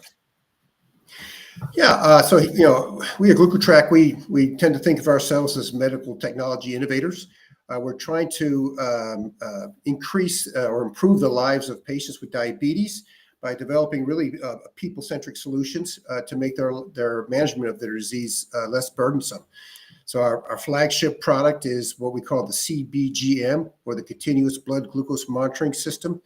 And it's a very unique system. It provides benefits that are above and beyond what current CGM systems do. In particular, we're targeting to be the very first and only multi-year CGM system that has no wearable component for the body, and it measures the glucose directly from the blood as opposed to from under the skin in the interstitial space. So you're getting blood glucose real time, which is the gold standard. Oh, that's phenomenal stuff. And, let's talk about the CBGM. Why is your CBGM technology competitive? Help us understand what makes it different from the traditional CGM, quote, unobtrusive integration, end quote, works. Yeah, the traditional CGMs, you've probably seen these. They're devices that are typically worn on the back of the arm. They're very nice. They are small. They've done a lot of good to help people with managing their disease. Unfortunately, even though there's 10 million lives in the U.S. that are covered by insurance that can be using CGM technology, little over half of them are using it. So that leaves almost half the market segment that is not using the technology when they could be. And when you want to understand what the reason is, it really boils down to two things: wearability and accuracy. There's a collection of reasons on the wearability front. You know, the adhesive itches the skin. Oh, it hurts going in. Oh, I don't want people to see me wearing this. You know, or it snags on the furniture. You know, all those types of wearability issues are in aggregate one type of a problem. The other type of a problem is accuracy. Now, these sensors are indeed very accurate, the typical CGMs, but they do have a time lag from blood glucose, which is about 10 to 15 minutes. And that time lag is typically not a problem. However, when you have rapid rates of change, such as when you're exercising or when you're eating, or even, believe it or not, when patients with diabetes are stressed or when they're sick, their blood sugars can go up and down rather quickly. And that's when that 10 to 15 minutes is very important. So we believe we address both these issues, both the wearability and the accuracy, by having a fully implantable system with no on-body wearable measuring directly in the blood. That's absolutely fascinating So, stuff. And, you know, this is, oh, go ahead. I'm sorry, go ahead. Yeah, I was going to say, this is exciting too, Paul. You recently completed your first human clinical study. Can you walk us through those key findings and what this means for your development timeline? Yeah, so we're excited. We just finished that first in human study. Now, the first in human study, when you think about our technology, effectively, we've got to prove 5 things, right? We got to prove that the device is safe to place in the patient, prove that it's safe while it's in the patient, that it functions while it's in the patient. Fourthly, that it lasts for as long as, you know, we're talking 3 years here. And fifthly, that it's safe to remove or replace. And so what we did was a small acute study where we could address 4 of those 5 things. The 5th one, of course, is the longevity. That'll be proven in a subsequent study. But we did a small study in Sao Paulo, Brazil, at Incor Hospital, which is one of the, actually the leading cardiology and cardiovascular surgery hospital in all of Latin America. And you may wonder, why are you going into a cardiology or cardiovascular surgery hospital? The reason is that our device leverages a lot of the technologies from cardiology devices, such as implantable Holter monitors or implantable pacemakers. So the same types of techniques used to build those and to implant those are the same techniques that we use. So an interventional cardiologist is the perfect physician to do the implants. And the implant takes about 20 minutes. It's an outpatient procedure, very small skin incision, about 1/2 inch, and local anesthesia only. So we did this small study down in Sao Paulo, and we found that we met our primary endpoint. Our primary endpoint was safety. We wanted to confirm that there was no device or procedure-related serious adverse events. We did that. Procedure was safe, but we also wanted to look at device functionality and actually the surgical technique. Did we need some special tools or not? We didn't need any special tools or anything different that was typically used for these types of devices, or no special procedures. So we confirmed that, and we also had very good sensor function, and we had very accurate readings, and we're going to be presenting the actual data on those at an upcoming diabetes conference in Amsterdam next week at ATTD conference. So we're ready for the next step, which is the long-term clinical study. And I know you got a new member of the team as well, Paul. Tell us about the appointment of Dr. Guillermo Umpierrez to your medical. How does his expertise influence your technology development? Yeah, we're super excited to have Dr. Umpierrez, from Emory University in Atlanta to be leading our medical advisory board and help us build it out. He's our first member, and he's got such extensive clinical research experience. He's been an investigator on so many major CGM studies in the past for some of the commercial players that are out there. He's published over 500 scientific manuscripts and book chapters. He's also had a ton of awards from so many national organizations like the American Diabetes Association, the American Association of Clinical Endocrinologists, the Endocrine Society, the American College of Physicians, and the Diabetes Technology Society. And what's great about Dr. Lumpierre is he's really a patient advocate, and he understands our technology can bring value to patients. Not everybody will want an implant, but many do because they're frustrated with some of these issues that I mentioned before about wearability and accuracy. And so he will help us understand how to apply our technology for patients looking for better tools for their diabetes care. So we're really thrilled to be learning from him and collaborating with him. Yeah, it's always great to have those top level people, Paul, as you all know. And when it comes to what I know you guys are going to be doing, I know GlucoTrack's going to initiate a $3 million public offering. What do you plan on using that capital for? Yeah, so we did close that, and we're using of course the bulk of that capital towards the study that I mentioned a little while ago, which is our long-term study. So as I mentioned with the first in human, we felt comfortable that we proved 4 of the 5 things, the 5th one being longevity. So we need to do a long-term study. So now we're going to have a fully implantable system. We're going to be kicking that off in later Q2. And it'll be done in Melbourne, Australia. There'll be 2 centers, up to 30 patients. And we're going to run the study for a minimum of a year. That's what patients are signing up for. And if things are still going good after a year, which we expect, we will file to extend the trial for another year and then yet another year, because we expect the device to function for 3 years. So that'll be kicking off again later Q2. And we're excited for those results to be rolling in soon. To look forward for a minute here, how do you see the diabetes monitoring market evolving, and what role will GlucoTrack play in reshaping? Here's Paul. Yeah, so the CGM market has really evolved and progressed to the point that it is standard of care. About 2017, there was a major inflection point, I would say, in a couple of major inflection points in the technology as well as in reimbursement, which really catapulted it into, again, becoming standard of care and being used by so many patients, even though it's just a little over half. But if you go back and you look at market research from patients back then, and you look at what the market research says now, it's relatively the same things that they're asking for. They want the sensor to last longer.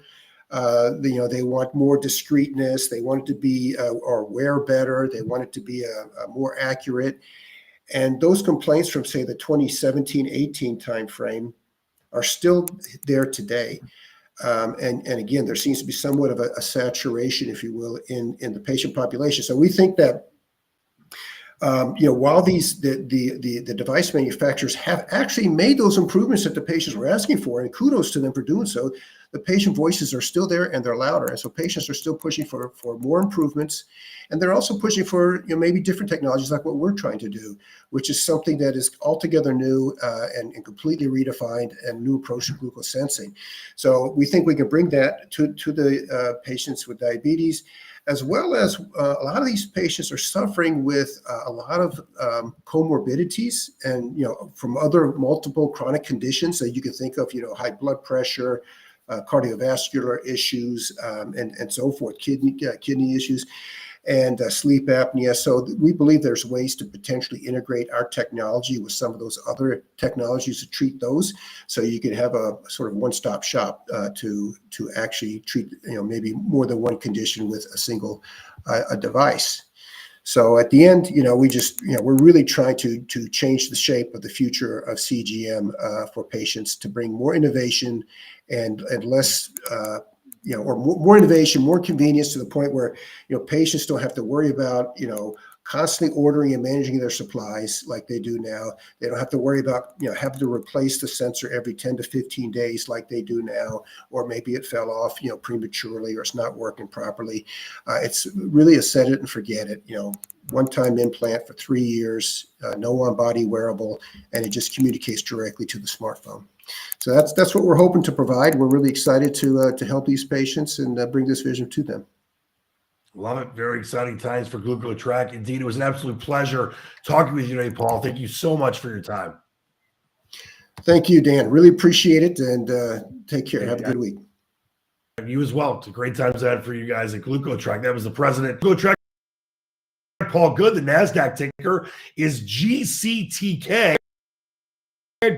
Kevin. Dude, Dan, what a great interview.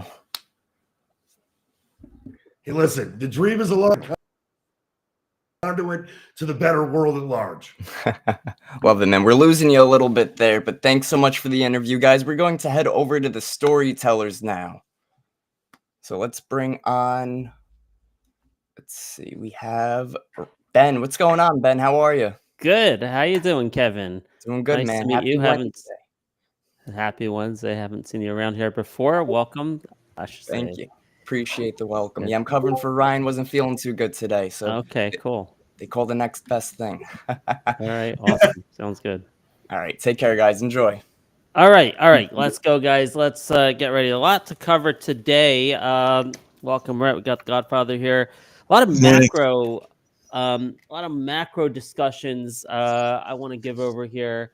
You know, it's going to maybe be the bulk of the show before even talking about any individual stock. So, look, the first thing that I want to let the community know here, and that I've advised different places where I've talked to on Wolf Financial and our own Discord, is in this market environment, you got one of two ways of doing things. If you're like, you have a full-time job, you can't day trade full-time, you can't really pay attention to what's going on, just stay out of Dodge. All right. I've been saying this for weeks. This is not a time to be more involved if you can't be more involved. Or the other option is trade more. All right. It's a different skill set, but be really actively engaged. Day trade, buy the dips, sell the rips. Those are the only two ways about going this. If you're like just watching on the periphery and doing swing trades, and it's not a good environment for swing trades at all. Okay, you can't be casually involved. You got to be fully involved, or just stay out of Dodge until the situation gets better. That's been my advice for a while, and it still is my advice. Okay, so that's the first thing I want to get out of the way. Now let's talk about the macro a little bit, and the situation here with SPY. Look, I've navigated this pretty well until the last few days. So we'll talk about my performance and how we've been getting the Discord, and been navigating it pretty well until Friday. All right, last 3 days has been a little bit of a shit show for me, but until then, I was up 100% year to date until Friday morning. But we'll get to that. Let's just talk about this macro situation. I'm not so surprised about the macro concerns. I had said, I had a prediction back when Trump won. I said, look, we're going to rally into inauguration. After inauguration, I worry about a deep, long pullback or a bear market or whatever you want to call it, because the market's going to shift to fears about tariffs. Okay. So that prediction ended up being right. The exact timing of how that happened, maybe, not perfect. But I want to talk about something a little bit deeper here. I've had a thesis since before Trump won that if Trump wins, okay, it's going to be different than Trump 1.0. Trump 2.0 is going to be different. There's going to be a lot of pain up front. I've held this thesis for a long time. Why? Because I took Doge seriously. When Elon Musk came in, all right, these people are serious people. Anyone who tells you Trump is just blowing smoke and is always lying and he can't take his word seriously, it's the exact opposite is true. All right, this guy is serious. He means what he says and he does what he says. Okay, that's been the track record, despite all the brainwashing by the media that tells you he's always lying. No, he's not always lying. He's very consistent on policy. When they came in and Trump said, Elon Musk is going to be part of my team, we're going to do Doge, and Elon Musk comes in and he says, we're going to cut $1 trillion. I took that very, very, very seriously. So, fundamentally, I've had this view that if you're going to cut $1 trillion out of the economy, that is a major, major, major shock to the economy. Okay. And that's been like a fundamental bear thesis I've had in the back of my mind, but I wasn't going to act on it until the technicals told me to act on it. All right. Now, long term, I believe it's the right thing to do, right? If you shift labor out of the public sector into the private sector, I think you get more productivity, you get higher GDP. It's the right thing for the country long term. But short term, it could be a shit show. It could be a disaster. You have a trickle down effect too, with all these jobs being cut, with all the grants being cut. I was talking to Rhett earlier about an example in his community of people who are losing jobs. So look, I think like almost half of the federal budget is basically like a welfare program. It's basically like handouts to prop up the economy or give free money to people and friends and people who work in the government. I really believe that. So there is a ton of fat to cut out. And I think there's a ton of fraud at every single level of the federal government, including all the entitlement programs. I think there's a ton of fraud. And everyone would agree if there's fraud there, cut it out. But guess what? Criminals also contribute to the GDP.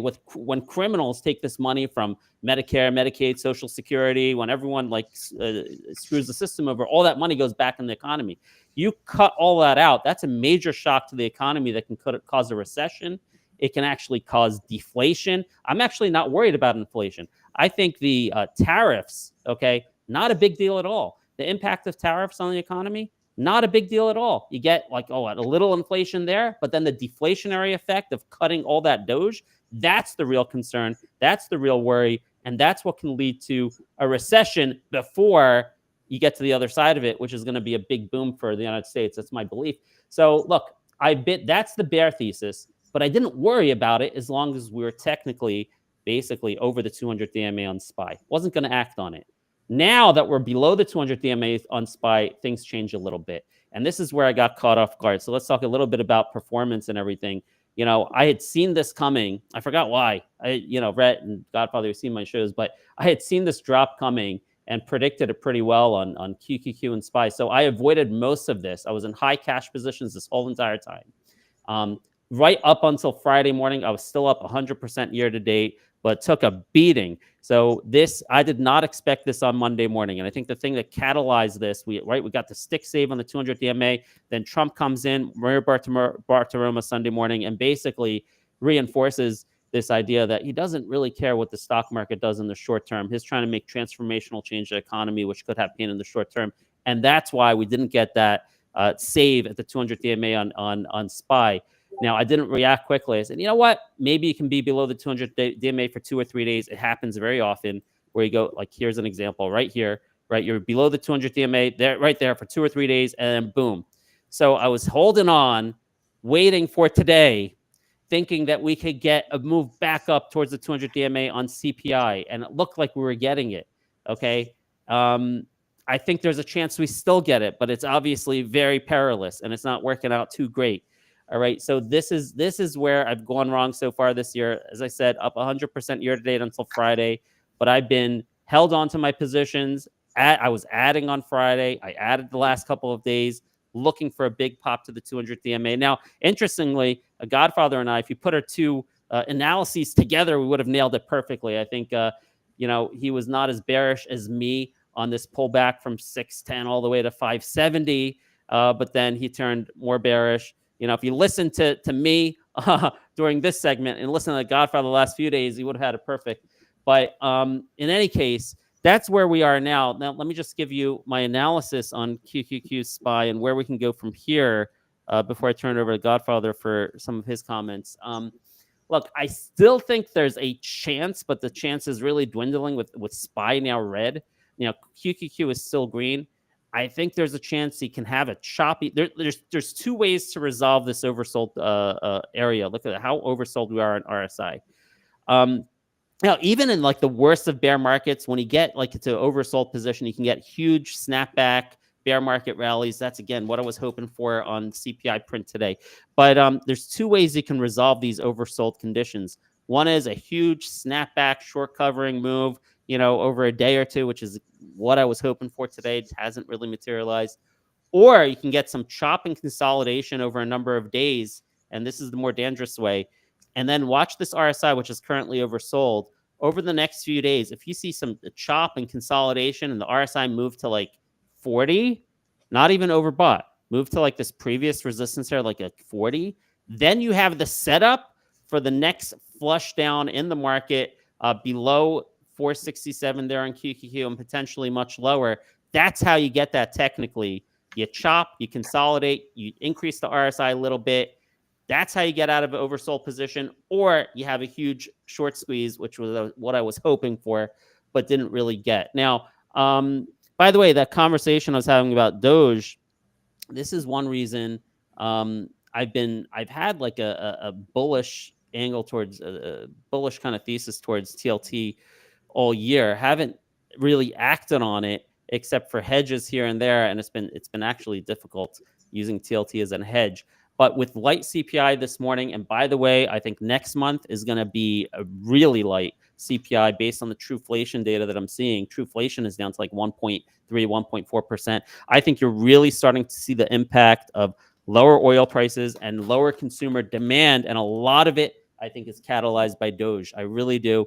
I think you're going to have a huge trickle-down effect from this federal government money being cut out of the economy, and that's causing consumer demand to get lighter. Merchants have to bring their prices down, and that's why you're seeing the CPI going to be super light next month, and I think that's going to be very bullish for TLT. And I know Godfather might have completely different take than me, so but that's where I'm going to stop here. So let me just summarize my thoughts one more time. Point number one: trade not at all or much more if you have that skill set, or if you want to refine that skill set. Okay, if you're like a swing trader, forget about it. All right, that's point number one. All right. Again, point number two, I gave you the bear thesis on the economy, which I think is very real. And, on the other side of it, never bet against America. I think we'll get to new highs, but it could be quarters of pain. We'll see what the administration does about this. One of the things I would love to see the administration do is to, alongside with Doge, say we're going to have a massive retraining program. Everyone who is in the federal government, yeah, you're getting fired, but you're going to get 6 months of training so you can get back into private sector jobs. I think that's something I would love to see that can maybe ameliorate some of these concerns that I think we're seeing reflected in the technicals in the stock market. That was point number two. And point number three is, hey, our Discord really navigated this well until Friday. I'm taking a hit at this point. I think I'm up 80 to 84% year to date, which is still pretty radically awesome. But I really missed the mark here the last few days. But we're going to find that alpha here in the community. Those are my thoughts. Godfather, turn it over to you. Yeah, look, I agree and I disagree on a few points as you mentioned. I think that the biggest thing right now that the market is focused on is this gap between the pullback in the government spending. We've got $1 out of every $4 is state, local, or federal spend. So you're forcing a government-led recession. So you've got a growth slowdown. At the same time, you've got prices that are being impacted to the upside due to tariffs. So this is a stagflationary environment. There are offsets. All the things that Trump was elected for on the platform. He cut corporate taxes in his first administration from 35 to 21. He's talking about taking that down to 15. He's talking about, lifting taxes on tips, on Social Security, overtime, all of these kinds of things. The tax cuts, there's 1.9 trillion set to expire before year end. They need to renew that. There's 4.5 trillion that's through the House that needs to get passed. But there's potentially an air pocket between the offsets that Trump is proposing and what's being put in place right now. And so, this is a massive shift. What's being proposed here is a wholesale change to where government revenues come from, right? Ben, you've been actively voicing the fact that he wants to get more government income from tariffs and less from taxes. And in the long run, that's stimulative to the economy. But in the short run, there's a gap here until those offsets come into play. At the same time, I worry about where we're at in terms of liquidity. So right now, I'm a fundamental guy. You haven't heard much from me on fundamentals because in markets like this, sentiment, fund flows, and positioning matter a lot more than fundamentals. And they especially matter a lot more when all three are working together. And that's what we're seeing. We're seeing long-only funds, lower exposure. We're seeing hedge funds degross for the most part. And remember, we're coming up to April 15th here. We've come off of a 20% plus year. There's a lot of capital gains. There's a lot of taxes to be paid. This gap that I'm talking about, this potential air pocket between the shift in government spend or government-led spend economy and getting the stimulus from the private sector to make up the gap is going to happen, right when we see this sort of liquidity pull from the market from a seasonal basis. So, and then you've got all the other things at work here, right? You've got these weak technicals. We're flirting around the 200-day. Markets can rally dramatically in oversold conditions. And, we saw a bit of that this morning in response to the CPI numbers, but, keep in mind, these are backward looking, right? This is February versus January. And, we're down 0.1% or whatever. Who cares? This was before the tariffs. You look at all the soft data. This is telling you where the economy is going. Look at what consumer confidence and look at what inflation expectations are going to be. And this is why I think the emission numbers on both of those that come Friday are going to be way more important for direction of this market than what we saw at a CPI this morning. And, you can see which numbers that come Friday? We've got University of Michigan. These are the, obviously the biggest sentiment indicators for both consumer as well as inflation expectations. And I think that this could be the catalyst that sees this flush. And, markets need to have a flush to have, sustained bounce. And my sense, I look at the historical charts on VIX and, getting it up, these spikes into the mid 30s, it seems inevitable to me that there's a magnet to have that happen before we can get some. That's one thing I agree with you on. I haven't seen that panic capitulation action in the market. I have not seen it. And I don't, I guess you can objectively try to measure that with the VIX.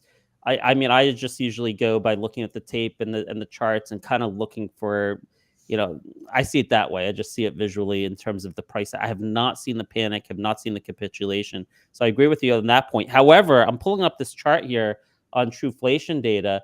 Where are you getting this data that you think that this inflation is coming back because of tariffs? Because the real-time data coming in, updated daily from thousands of data points, even maybe tens of thousands of data points from Trueflation, is showing a massive drop in inflation. But the tariffs, I mean, outside of the additional 10% on China and the stuff that's come into play just today, haven't really come in yet. It hasn't factored into the equation. So that's coming. So it's like a theoretical worry. Pardon me? So it's a theoretical worry. There's no data to back that up yet. You're just speculating that we know that prices are going to go up. Tariffs are taxes on business. They either have to pass that through to the consumer in terms of higher prices, or they're going to have to eat part of that, which means lower profits. It means a pause on hiring. Either way, both of those things. But this is pretty dramatic. This chart we're looking at is pretty dramatic. Like even if you get some, like maybe they offset. This is what I'm saying. I think the impact of Doge, the deflationary impact of government cuts, to me, I don't have the numbers in front of me. All right, by just what I know about how the government works and how government funding and how government jobs work. Over the years, I've had many conversations with people working in the government. Like, listen, just look at that. You don't think that this impact on Doge, the deflationary impact of Doge, is going to offset the inflationary impact of tariffs? I do over time, but I believe that there's going to be this gap, this air pocket, and I think it's going to coincide with a liquidity pull in the market. And for those reasons, my fear is that the last remaining gap on the S&P, which exists around 23 or 53 something on the chart, will get filled. We will see a definitive break of the 200 days here. I think that the 5,500 level is going to break. I think 5,000 probably will hold. But there's a quarter here of concern on corporate earnings near term, and you're starting to see that, right? You're seeing it in terms of strategists taking down their year-end targets. I think a flush into the sort of low 5,000 range on the S&P before we start to see a turn up at the Q3 and Q4. Maybe to get back to the 6,200 or 6,500 levels on the S&P could be in play. But in the near term, and the other thing that really concerns me here is that the previous market leadership group, which has been, tech, which is still 33% of the weight of the S&P, and the biggest theme in tech, as we all know, AI. The capex there is being questioned. It's being questioned by the efficiency of these new models, DeepSeek and the new Alibaba model, et cetera, et cetera. So, if that's the last remaining pillar to earnings, that's when I got bearish. That DeepSeek really kept me away from the market. Yeah. So my concern is you don't have that market leadership anymore. We know that the consumer part of the market is really important in terms of GDP, and you're seeing it all over the place, right? In terms of the sentiment indicators, watch what we see on Friday. We saw, NFIB, small business confidence, yesterday at the highest reading in 2 years. That's not a good sign, right? You see it in the warnings from the airlines. You look at the inflation data today. Yeah, that was pretty bad. Not only the airlines, but retailers. There's been a bunch of warnings too. Yeah, and what was down? What was down in CPI today? Services were down slightly, but mostly it was goods, and tariffs are impacting goods prices. So this is why I think you see, those inflation numbers that you're looking at, I think are fairly myopic. I think you'll see an uptick. You have to. So that's maybe where we differ. But look, there is a case to be made here for tactical oversold bounces, right? When you get to above 80% downside volume, which we've seen, when you get to some backwardation in the VIX, which we've seen, you can get these bounces. But I'm just not seeing anything compelling. So fundamentally, it looks like we're both bearish, but you're more bearish because of a shorter term concern about impact of tariffs on inflation. I'm more bearish because of impact of Doge on recession, and maybe even like a deflationary type impact from this severe pullback of money in the economy. So we're kind of bearish for different reasons, but that's fine. I guess we're both bearish. Let me look at the technicals on SPY here for a second. Technicals on SPY, you mentioned a few levels. So let me show you what I think here. If we look, I was hoping for this bear market rally, but I was thinking no way you get past the 200 DMA. And if you do, I'll take. No way I'm predicting that, at least, right? If there's some sort of stick stave in the economy, and let's say I'm right about the inflation, and Fed comes in and lowers rates sooner or whatever, and maybe that's what takes it back. I'm not going to predict that. This is a lot of damage. So if you get any kind of bear market rally, I think the 200 DMA is the top you get in a bear market rally. So that's as far as the upside goes. So now if we are in a bear market, my definition of bear market is a little different than the traditional definition. Is 20%. Like, that's so backward looking. Why does that help me? To say, okay, we're down 20%, we're now in a bear market. That doesn't help me, right? I want to know where we're going. So to me, the 200 DMA is a much better indicator to say, we're in a bear market, especially if you don't reclaim it. So that gives you a better idea of where we're going. So now let's look at the downside. Let me see if that coincides with what you're looking at. I see a lot of support here at 535 on SPY. 535, I think, is the next major support level. And I would hope that holds. But if it doesn't, then you get huge support at this previous high of 520. So where's 520 and 535? Does that kind of match with what we were saying on the S&P? So I look at this.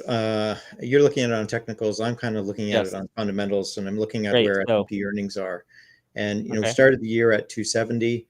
We're seeing those for the first time start to come down. Arguably, the number is probably closer to 265 right now. I could see a case where we get to 250 on S&P earnings, and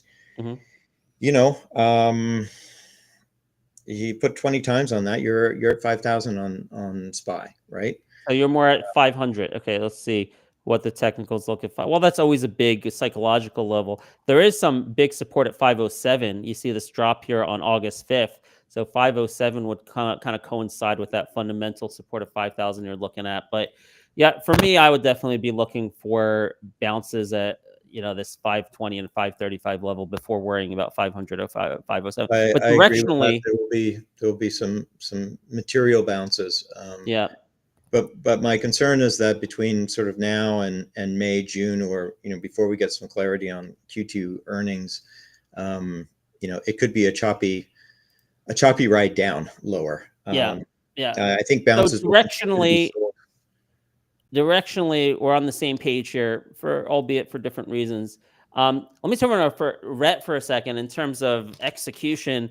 Listen, you've been absolutely amazing in our Discord, acting on my analysis since. Remember, I put that video out is on QQQ when we're basically at 525. And I was calling for a pretty immediate move to 500 to 510, and then I downgraded that to like 492. Since I gave all that analysis, I think you've been absolutely amazing. It seems like you've moved to basically 100% cash since I gave those warnings, and you've been trading pretty well. I mean, I don't know if you're able to say, if you want to share how your portfolio's done through our Discord and the advice we've given from that area, from basically the highs. How are you doing since so as of since you sent out that video, I looked this morning, I was up over 50% now. But today that changed. Today is my first red day, and I'm right on the day from hood calls. But forget about the day from your highs back here. All right, from like February 18th. Yeah. Where's your portfolio stand now for year to date, or from the highs? It's going to be a little under 50%. 50% up? Yeah. Yep. There since then. Okay. Yep. 50% since the warnings? Yeah, since your warning video. Amazing. Okay, so you've done better than me. Okay, that's what I like to see. The thing that I like to give in our Discord is just awesome analysis so people can act on it. You've acted on it better than me. I've had a drawdown. I was at the peak. I was up about 115% or so up there. Now I'm only up about 85% on the year. So congratulations for taking all those warnings, going 100% cash, and tactically day trading every day. That's the only way to do it right now, or you just stay out of Dodge. There's only two ways to trade right now. Swing trading is not going to work right now. Yeah, I got crushed on trying to swing. So yeah, can't do that. And the other thing too right now is people got to just zoom out on the charts and then just find candle support. That's what I've been doing. I've been just looking at the relative strength and then trading with the daily moving averages. And then that's pretty much all you have to do. And then the charts, you can read the charts pretty well, and they've been trading significantly off of key candle levels that you can mark on the daily and weeklies. So just keep that in mind when trading these market conditions. Good job, Brett. You've been doing excellent executing. Hi, Kevin. Hey, what's going on, guys? Guys, great stuff. Ben, I love what you were talking about the market, about Doge, and how this Trump era is way different from the first time around. Yeah, way different. Awesome, way guys. Different. He's in it for his legacy at this point and not to try to win re-election. So he'll take the short-term pain for whatever he thinks is going to be for the benefit of America long-term. Yep. Agreed. Awesome. Thanks so much for being here, guys. Yep. Of course. Take care, guys. Take care. All right. Have a good day. You too. All right, Zingers. I hope you guys enjoyed today's session. Make sure you guys stick around because we're going to redirect you to my show, Futures Fever. We're going to go over some futures trading, some markets, and some prop firms. So stick around, and I'll see you guys shortly.